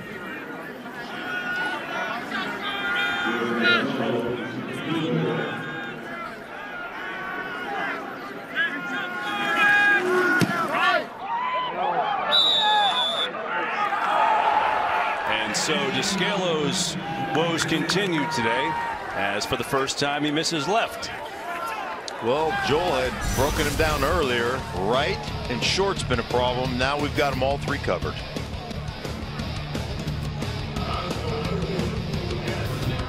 We're going to break. Why didn't you just lie and tell that guy you had a boyfriend? I just don't want us to forget. We're never in a process of labor peace. You are up against the most powerful economic entity in the United States of America. I understand what this struggle is all about. Know that our union will sure as I'm standing here stand side by side. If you're prepared to fight for it, step in step. We're talking about changing the system. Arm in arm. We're talking about the brave efforts that millions of workers worldwide have taken throughout history. And be treated with the dignity and respect that you deserve. Well, the Fox NFL Sunday crew they've landed in Philly and they decided to go to Geno's to get some steaks. I mean, who could blame them, right? Actually, temperature's not going to be that bad in the 50s for the NFC Championship game tomorrow. 6 Eastern coverage on Fox and on Fox Sports Go. Eagles, Vikings. Nice little afternoon for the fellas. You guys from the NFL all year do a great job, obviously, for us at NFL on Fox. You got a feeling? Hunch, one way or the other? Gosh, Minnesota, Philly? My only thing I'll say is that, no, I don't, but, you know, it's hard to be an underdog when you're the #1 seed at home, and I get the quarterback Wentz is out for the year, but Philadelphia's defense is pretty good. It's going to be low scoring and ugly and all that kind of stuff. Yeah. I tell you what, though, when you watch the Minnesota Vikings play, all 3 levels of their defense elite. Yeah. All 3 of them. Corners, safeties, linebackers can run. Fletcher Cox and the rest of that defensive line, or excuse me, that's on the Philadelphia side, but Linval Joseph and Griffin and those guys on the defensive line for Minnesota, they're phenomenal. You know, one of the guys is kind of a couple of them. I know Anthony Barr and Kendricks. Yes. Eric Kendricks, who I covered a lot right here. You know, their home stadium here being from UCLA. And Kendricks has been really good for them. Guy can run sideline to sideline, physical. #1 defense in the NFL. Yards and points. That's pretty hard to do. So we shall see. Way to go out on a ledge, guys. No picks given. Oh, I took Minnesota. Oh, you did? Okay. Yeah, I did take Minnesota. It was Kevin that was. I think I took. Way to go, Kevin. I'll give you Philly. How about that? All right. All right. Philly. Play the underdog card. I'll take Bama. Late to the party. Oh, right. On that one.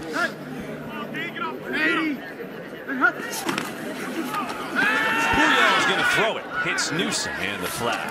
Oh, nice little spin out across the 25. Detrez Newsome from Western Carolina. She led the FCS subdivision in all-purpose yards this year, racking them up. Also had 109 catches in his career, so this is something that he's used to doing. He's comfortable in space. Does a great job there of making people miss. That's another thing scouts are going to love about Newsome, is the ability in space to break a tackle, gain positive yards. And when your quarterback puts it on your hands out in front of you with a chance to catch it and see the defenders coming, well, then it gives you the opportunity to make a few people miss. One what's crazy about that is Mitchell goes nowhere, as Newsome led the FCS in all-purpose yards, and he missed 3 games with an injury. That's pretty good. It's incredible. Hang 10 here on the beaches in Los Angeles. 7-0 national team. To be honest, not a whole lot. 7-0 the national leads. They got a touchdown run from Daniel Marks, their fullback out of Stanford. His first career touchdown. Good for him there. And then 3 missed field goals by the American team. And Jordan Descalo from 24, from 27, and from 43. And that is the story of the game. So the Americans have the football back again. 1st and 10. 4:03 to go in the 3rd quarter. Subtle reminder, there's a 2-minute warning at the end of every quarter, so kind of like an end of the game type situation. Throwing it out as Hill is going to connect to the fullback. It's Austin Ramish out of Wisconsin. I mean, isn't every fullback out of Wisconsin a pretty good player? Yeah, you better believe it. It seems like it. You better believe it. Isn't that the typical right there? That's a combination of the West Coast offense. They call that a drag flat, right? Or dragon if you're calling it on the line of scrimmage. The fullback runs the flat. You run a slant behind it with your X receiver, and that is a staple of the West Coast offense. 2nd down and 4. Hill to throw. Pumps. Looks. Still looking. Throws and drop. Garrett Hudson, the tight end, had his hands on it. Couldn't bring it in. You know, Kenny Hill is a guy that's got a lot of talent. You know, he's not the biggest guy in the world. He's 6'1", 215 pounds, but he did complete 64% of his throws. Remember, at TCU, though, a lot of those were that short style, quick style passing game. Threw 64 touchdowns in his career. He does have good bloodlines. His dad, Ken Sr., won 117 games in 14 years in the big leagues and was 2nd in the '94 Cy Young race when he was playing for the Expos. Former Expo, former Ranger, is St. Just with a short game, and that'll bring up a 4th down.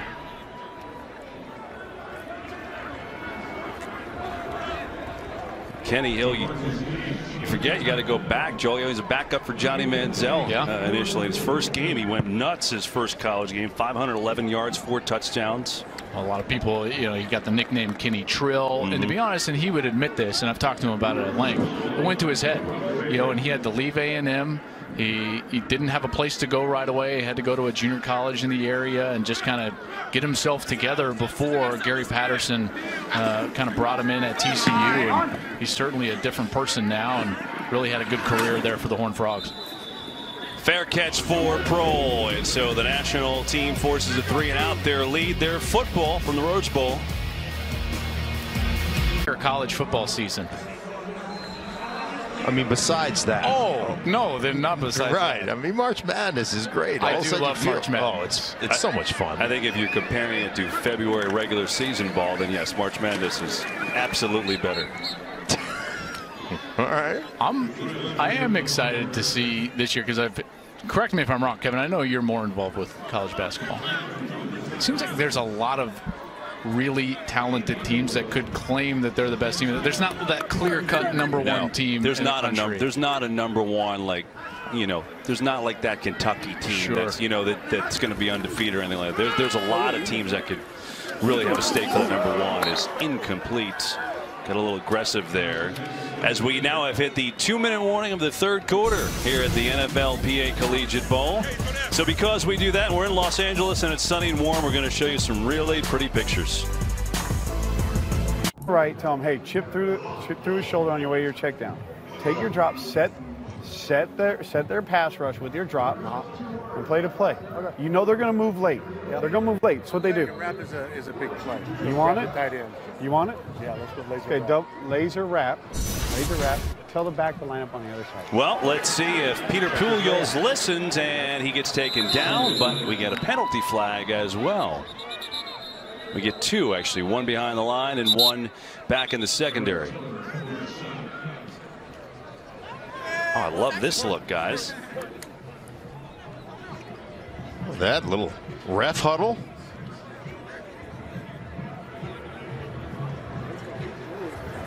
There are fouls by both teams on the play. Holding. Defense, number 26. Holding. Offense, number 66. Those fouls offset. Replay, third down. So we got a real good view of Justin Elliott, our referee today.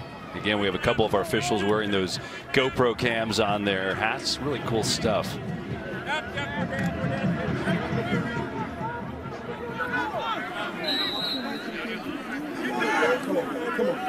So it brings up a 3rd down and 6.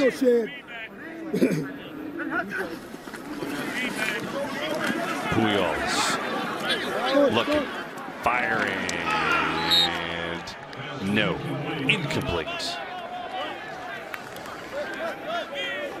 Good coverage out there by Ezekiel Turner from Washington.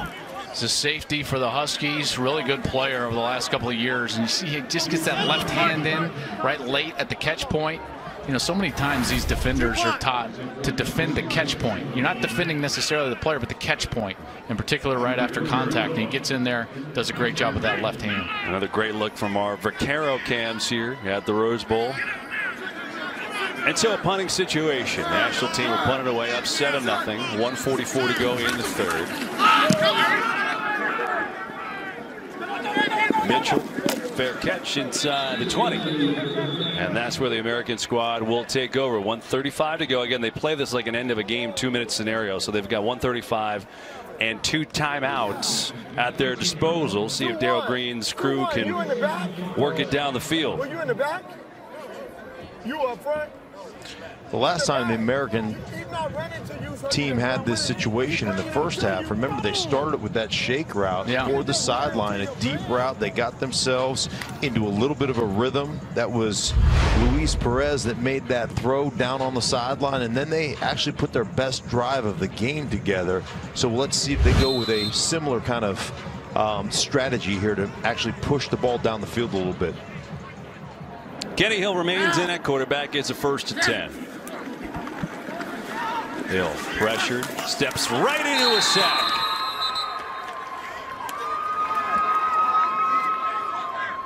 You got to get going here because remember now, nothing to stop the clock. 2-minute drill, even though it's the 3rd quarter. 2-minute drill here. 1:17 and counting. Abdullah Anderson out of Bucknell had that sack. 2nd and 14. There's going to be a draw. Carter out across the 20, and 3rd down and long with just over a minute to go. Let's look at Kenny Hill in the pocket now, because he's going to have to stay in the pocket and try to get this ball down the field. He can't get antsy and take off. And over the middle, incomplete. And a 4th down is coming up. So that's certainly not what the American squad was looking with. 48 seconds to go. The national squad will get it back, and via these rules in this game, national squad actually will have it to start the 4th quarter too. So they'll have 48 seconds to try and score something, and then they'll automatically get it to start at the 25-yard line in the 4th quarter.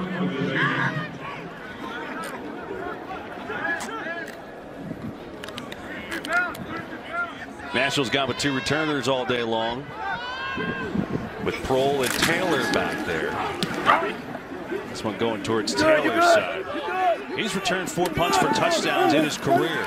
Makes the first man miss, not the next 2. And so 36 seconds and 2 timeouts for the national team here.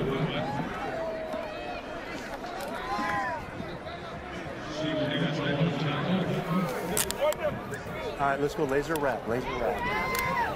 Check. I'm at you. Looks like they're going back to Logan Woodside, if I'm not mistaken. Yeah. How many plays do you think they get in 3 practices with this whole team? Oh gosh, in team, are you saying, or like, well, in general? Just in general. How much can you get in 3 days? In team periods, in full team periods, maybe 42, 45, about 15 a day. Wouldn't you say, Mark? 15 team plays in a practice period? Sure. And then it comes down to how many total plays do you have? How many 3-step drops? How many 5-step drops? How many 7-step drops? Like, what exactly concept-wise, how many concepts do you have in your offensive playbook? Because, you know, in a normal offensive playbook, you're probably taking a game like this and paring it down. 2/3 of it, you're just kind of canning. I mean, I'd say even more. I doubt that they've got more than 10 passing concepts, you know, with about 4 of them being 3 steps, 6 of them being 5 or more in terms of trying to get the ball down the field. Well, that's interesting. Second down here, and they're going to have a draw play. Newsome, nowhere to go. Clock ticking down. With 20 seconds left, and they don't seem to care because they're going to get the ball to start the 25 in the next quarter anyway. To try and get one more play off. Doesn't look like they're in a hurry. It looks like they're just going to let it run out. They will go back 7 yards, and that's where we will start this 4th quarter, the NFLPA Collegiate Bowl. From the Rose Bowl, defense dominating this one, 7-0 national team in their football when we come back. Running with him. Man, knock the crap out of him. You in the back. He's not running to you so you can just run with him. He's bringing him to you. Boom! You can't just run him to your man. I don't get that, man. I just don't understand the game. I think your former teammate wants to hit somebody, Mark. Well, little Pee Wee, you know, he's hit a few guys before, but he really did it all with running. Do you ever play with anyone as fast as him? No. I'm telling you what, my first mini camp ever.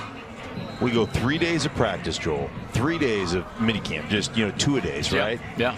And there's a rainstorm, wind blowing. We're on an old turf field, and Darryl Green in a pair of old Adidas turf shoes in this sheeting rainstorm. I stand there to watch him run his 40 because we do combine testing at the end of it.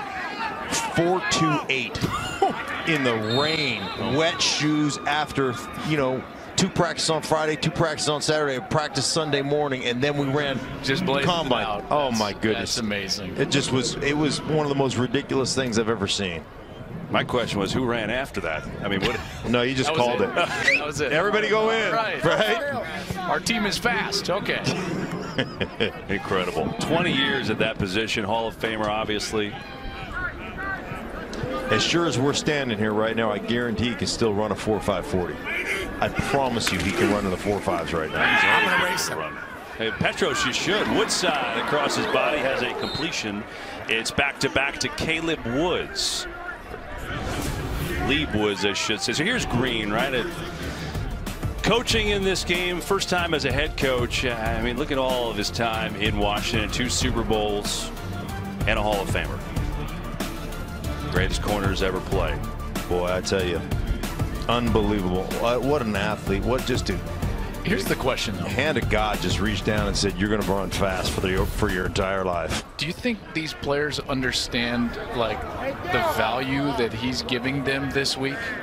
No, I don't. I mean, I don't think you can really properly understand that. Like, I have a great reverence for the guys who came before me and really studied the game that way and really appreciate those guys. But you're talking to one of the best players that's ever played in the National Football League in Darryl Green. That was Austin Prohl with his first catch, guys. I was going to just say that was the first time that we've seen some good protection. Woodside got to set up in the pocket, get the ball down the field, and it allowed the route to come from the right side of the offense and get all the way behind the linebackers after the wide receivers had cleared out and find that soft spot on the left side of the deep secondary.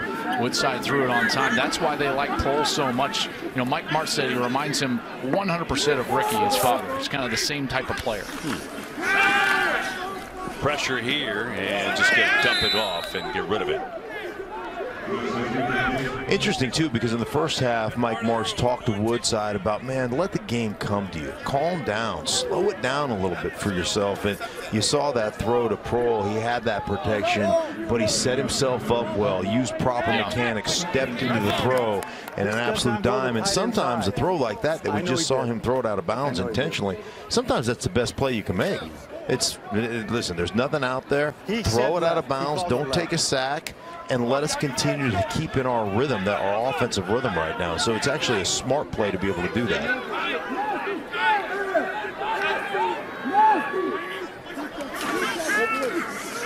Woodside trying again. Steps up, pressure from the backside, and slides down before he gets decked. And so a third down is coming up. Well, he's a guy who broke Bruce Gradkowski's career passing mark at Toledo. So he's certainly, he's got the lineage. He's done a lot here, and now we'll see if he gets the chance. That's really what it comes down to, guys playing in this game. And I think more than anything, it's about the fit, right? You know, you got to find the guy that's going to make you stick. And because, candidly, there are a lot of Logan Woodsides out there. But he's got to find and create the connection with some quarterback coach or offensive coordinator that makes him stick. Third down here. Woodside going far side, going complete. It's Goolsby, the tight end out of Florida, and he's got a first down. Yeah, it's a great job by Woodside, letting the game come to him. He didn't force anything. You heard earlier in the game Mike Martz talk about don't make your own interpretations of what's going on out there. Let the schematics work for themselves. See how he allowed the route to develop. Then he makes his decision, gets the ball into the hole, throws it on time for a nice completion. That's him taking a mistake from early in the game, learning from it, fixing it, and then putting it into action later in the game. That's going to show the scouts a lot.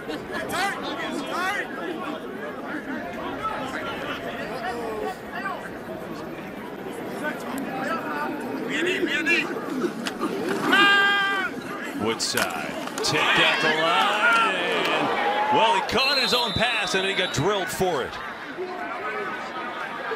It's where you want to go up and do the volleyball spike. Yep, boom, spike it down. That's right. Spike Avoid the hit. Right.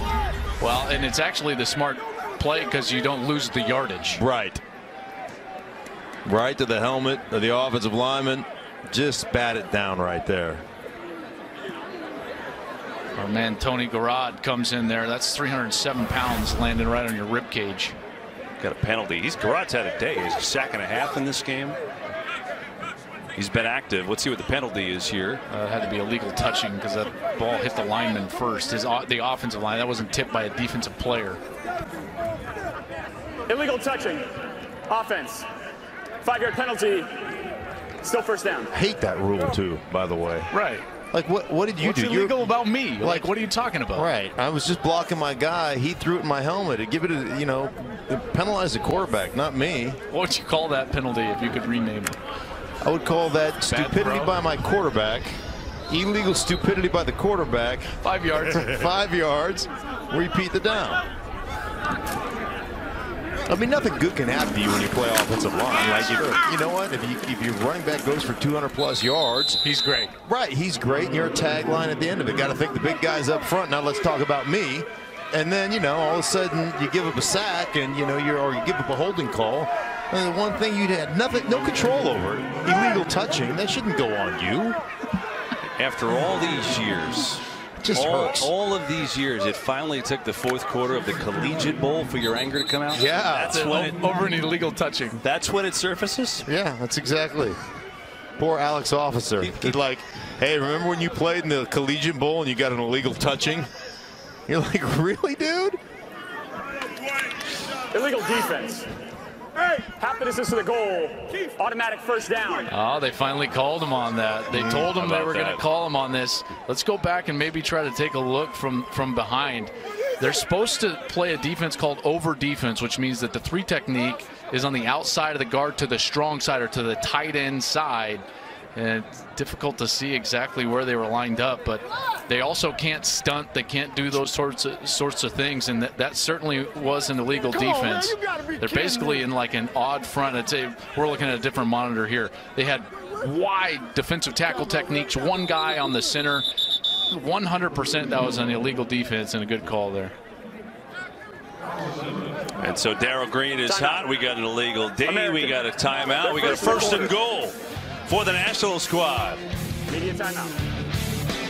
From the first chapter. They're supposed to have is a guy lined up right there, and then this is the 3 technique, and then they're supposed to have a guy on the outside shoulder. So 97's in the wrong position, 92's technically in the wrong position. That's absolutely an illegal defense. It looks like what I would call odd front, or one guy in the center and then 2 guys outside of the tackles. And the American squad gets called on it. That's what Mike Martz was so frustrated with in the first half.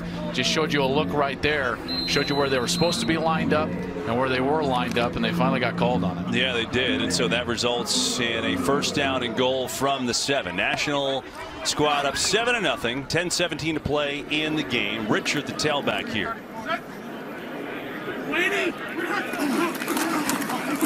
Woodside going to throw tips and incomplete. As Sione Tehuma out of southeastern Louisiana. Why so many tip balls? They're all in these short drops, but why so many tip balls today by the defensive line? Well, because in a game like this, you can't scheme your way to open throwing lanes. So you can't create a formation that's going to stress a defender at the second level and create a window in the second level. You're just running base defense. And so the windows are even tighter in that second level, which makes it more difficult to throw the football. Here's Richard, and that is not going to go anywhere. In particular, down here in the red zone or inside the 10-yard line, the windows are small anyways. So that's where you need the advantage of your schematics, motion, a matchup, doing something with your formation in order to gain space or leverage or some element that is advantageous to you offensively. And when you're just running straight base offense inside the 10, it's almost impossible.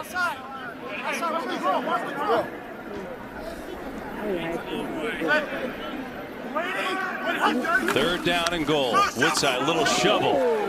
Richard inside, and he's not going to get there. So a 4th and goal is coming up from the 5. That's why I'm actually surprised that they haven't just turned this into a one-on-one, right? Rather than trying to force it in the middle of the field, whether it's a slant or some sort of run play, turn it into my receiver's better than your defensive back and just stand up and kind of throw a back shoulder fade. Right. Well, that's Trey Rutherford, offensive lineman out of UConn, who's down on one knee right now. So they tend to Trey.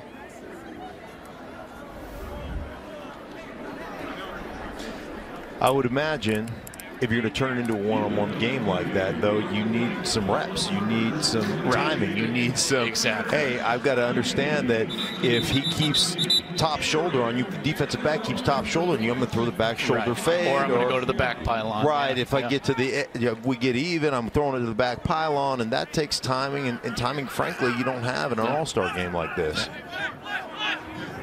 So now Eric Powell will try a field goal. He missed on a long one over 50 earlier in the game.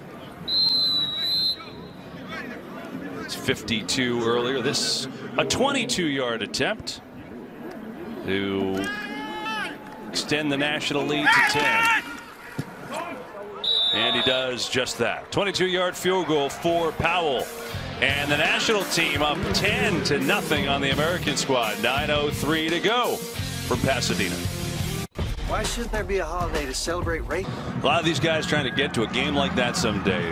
College all-star game, trying to get noticed, trying to get drafted, you name it. The NFLPA Collegiate Bowl. John O'Korn back in at quarterback for the American squad out of Michigan, throwing it to the far side, and there is Marquez Valdez-Scantling with nowhere to go. So you're going to try to run a wide receiver a little like bullet screen. The one thing you can't do as a wide receiver is wait. You know, I mean, that thing, once you get that ball in your hands, you got to go. And you watch him, he's just kind of waiting and waiting and waiting and waiting, and that pursuit's going to get there, and it's going to get there in a hurry. Right, turn inside, take a couple of steps inside, let your offensive line clear, and then you get yourself upfield and start making something happen up the field. Hesitation creates an opportunity for the defense to flow, and you see a defensive lineman in Haran make a tackle there and limit you. And we have a catch inbounds by Disley, the tight end. William Disley out of Washington. Only had 21 catches on the year, but they weren't really a tight end oriented offense.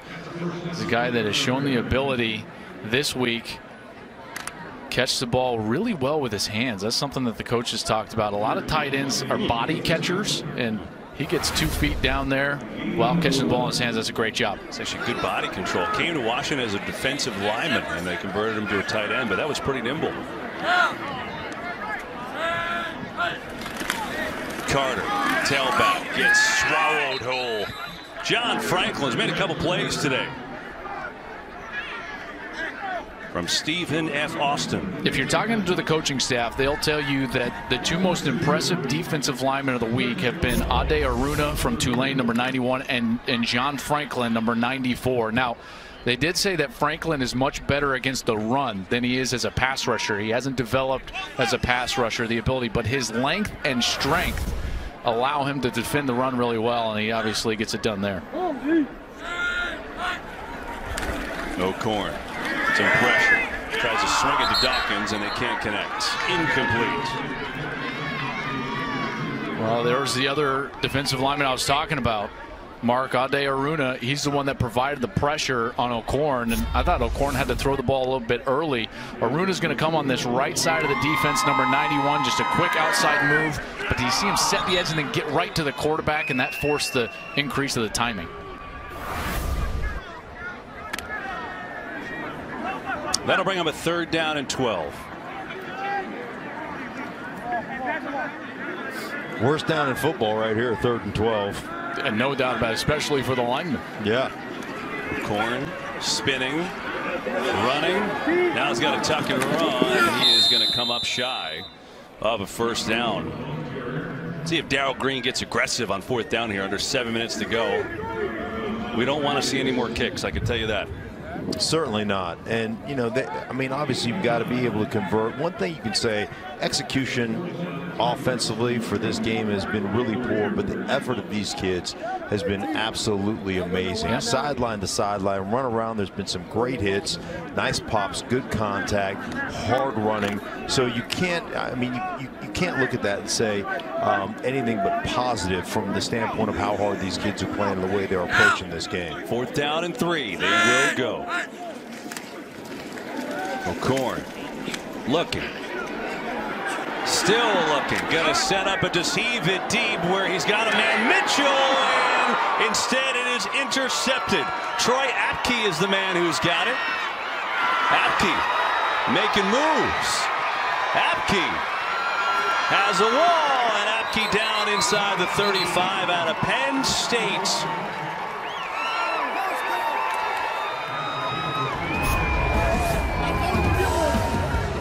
O'Corn went deep looking for Mitchell. He had him. He underthrew it. He got picked. And that's that. National football, their lead. Man, he had 1 interception on the year. He's got 1 in this game. And here's why we're playing this game today. Because out of the players that played in it last year, actually pretty decent success. 23 players out of this game were drafted.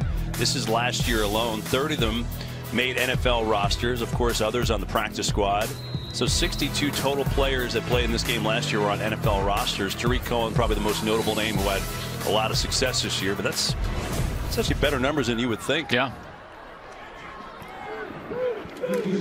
So here's the national team after the Apke interception, and that carry goes nowhere to Anthony Filion. Well, I think Joel brought up a great point about this game. You know, you see 62 total players, and it's about not only the draft, but where you go as a free agent, find a place that fits for you, and then you can find a coach that believes in you. You become somewhat of a project. As, you know, a small school guy or a guy that doesn't come with great accolades or great fanfare, you find a coach that makes you his project and helps you along your way, helps develop you, and that's how you stick, and that's how you play for a length of time in the National Football League. All these kids' dreams, obviously. They will throw it, and a good catch. We got a flag on the play, too, on the far side of the field as Baugh, the tight end from Ohio State, hauls it in. Let's see what the penalty is. I think it's going to be illegal contact on Jaleel Wadu. Prior to the pass, illegal contact. Defense, number 56. That penalty has declined. The result of the play is a first down. That's actually Jannard Avery, number 56. But here's the throw and catch. This is a great throw right over the linebacker. And then the concentration from Marcus Baugh from Ohio State, because it looked like the corner guys did it. It looked like he might have gotten a fingertip on that. And Baugh was able to still bring it down and bring it in. Great concentration from him. Showed out in some big moments a la against Penn State this year for the Buckeyes. And he's played pretty well this week. Oh, it's a fullback alert. Get Petros on the microphone as Marks, who's got the touchdown today, has that carry, and he's close to a first down. Yeah, Petros released the secret weapon. Put the fullback in. He's had the most life in his legs of most of the backs we've seen this afternoon, guys. Marks is going to become the next Tommy Vardell out here. Touchdown, Tommy Vardell. I love it. Oh, my goodness. You know why he didn't get those chances at Stanford, guys? Why is that? Because Bryce Love had 13 rushes of over 50 yards. Yeah, I don't think I'd give it to the fullback either. No offense. There was only one team that had that many. He had 13 himself. Arizona, the only other team in college football that had that many. They had 14 on the year. That's incredible. This is Philly. He's got nowhere to go there. Covington was there. Philly has got to be pretty cool from him. Went to Howard, but he's an LA guy. Actually went to Redondo Union in Redondo Beach. I'm sure he's got some family and friends here today. 9 rushing touchdowns on the year. Actually rushed for a Howard school record 281 yards in a game his junior year. He had a sensational career. I always look at that, can you sustain it over time rather than just one great? He had 33 touchdowns in his career, 2,700 yards. Clearly a guy that understands the game. Stays in here on a second down and long. Get it to him. Hole left side. Philly trying to get to the goal, and he's got it. Scoring in his hometown, and the national team adds a touchdown.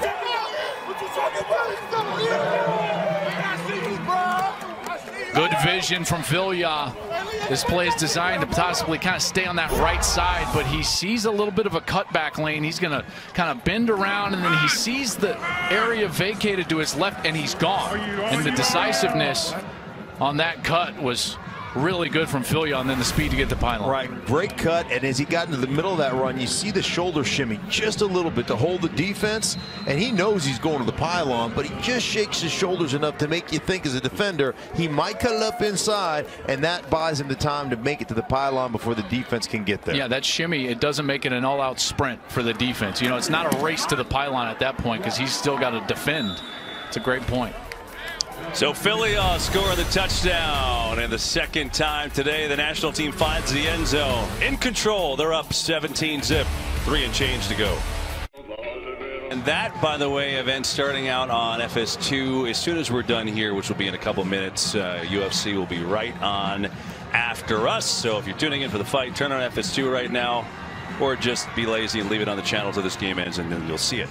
That's the bottom line. Oh, what do we have here? That's the Luis Perez cheering section. He's playing quarterback right now. He started the game. Texas A&M Commerce, which were Division II national champs. He was the Harlan Hill Trophy Award winner, best Division II player in the country, and we'll see if he can get a little work in here in the waning moments. It's actually, I know, Joel, you stated multiple times that you like him and like some of his tools, as he gets drilled there, and he fumbles there, and it's picked up by the national squad, Frankie Herod, who's rumbling and finds his way into the end zone.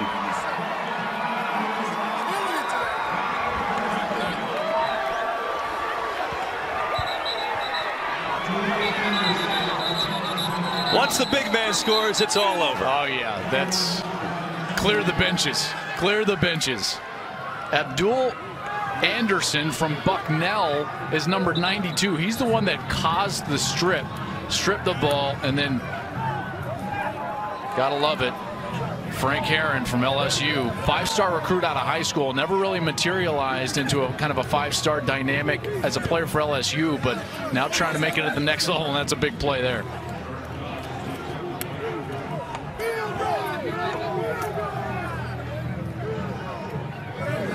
It was such a big play. The entire team came down to congratulate him. It's just anytime one of the big fellas gets to score, I mean, you got to go down there. You got to be part of that, right? Everybody wants to be a part of that.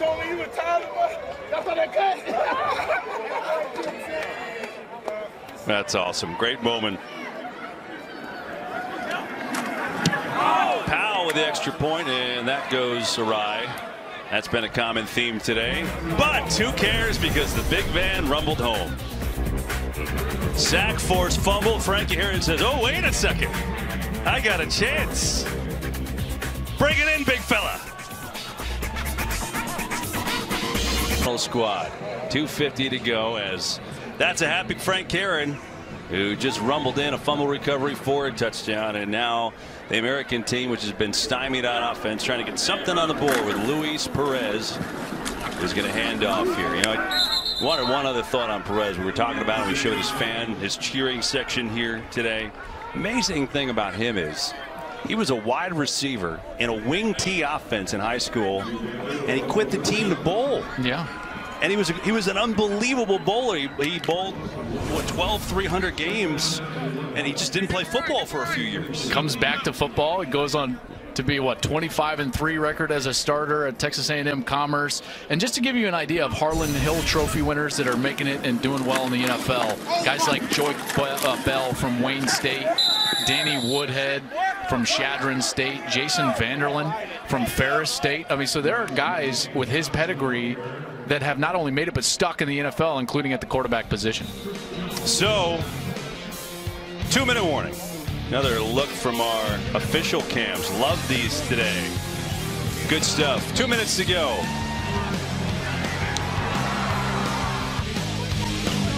One game separates you. Team has had their way with the American squad. 23-0. Just keep in mind, this was scoreless at the half, so it's all come in this second half for the national team.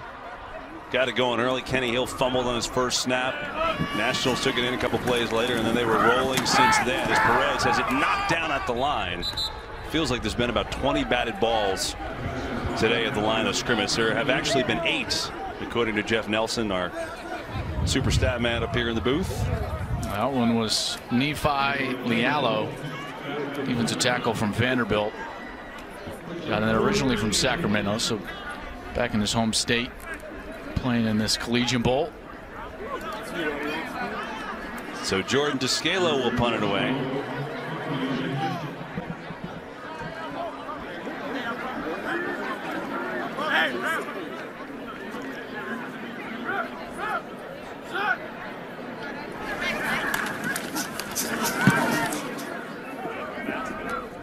This is Gage from LSU, going to field it, try to look for a little seam here, but you know what? That seam does not exist.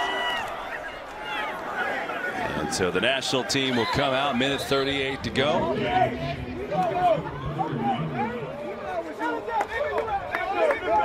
I would think take a knee, but who knows? Try to get some guys some reps. Yeah, I mean, because it's not about the win and the lot. Now it's just about the film.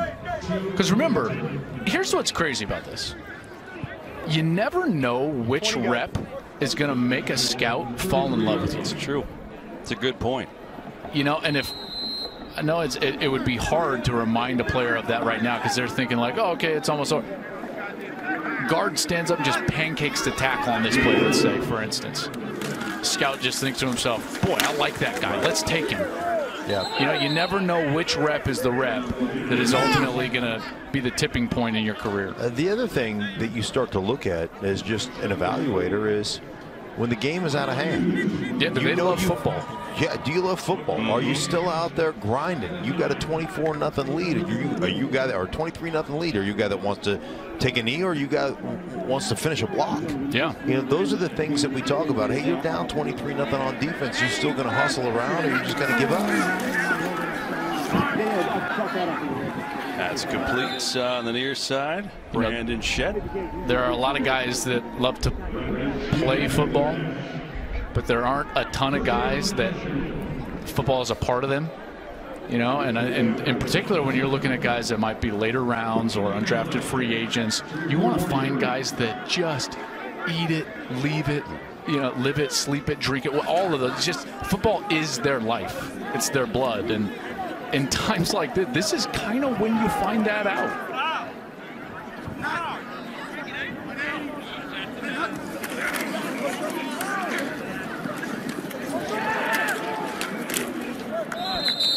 That's David Williams on the carry from Arkansas. As the final seconds winding down, and that will do it. Here from the Rose Bowl, Mike Martz has won 5 straight as a head coach in this game. And his squad wins another one, 23-0, the final score. Well, it wasn't the prettiest game out there, but there were some things that stood out and some performances that stood out. I just want to give a quick shout out. I thought that the best player in the game, and I know this is a little odd because he's an offensive line, I thought Matt Gono, the left guard for the American team, number 72, was the best player in the game. I don't think you have to feel bad about shouting out a left guard. I mean, usually they are. Left guards are usually the key to all success when it comes to winning at a very high level. So I'm 100% with you on that. He played great. There was a couple of defensive linemen that were outstanding as well in this game. Franklin was great during the course of the day. Aruna was very good. So, I think there were a lot of players that really showed well today. And Petros, let's not forget, Daniel Marks really showed out, the fullback from Stanford. He got more chances to carry the football than maybe he did in his entire career at Stanford. Player of the game for me. And you're right, Petros, and he had his first career touchdown today, did Marks, for this national squad, who comes away with the win. So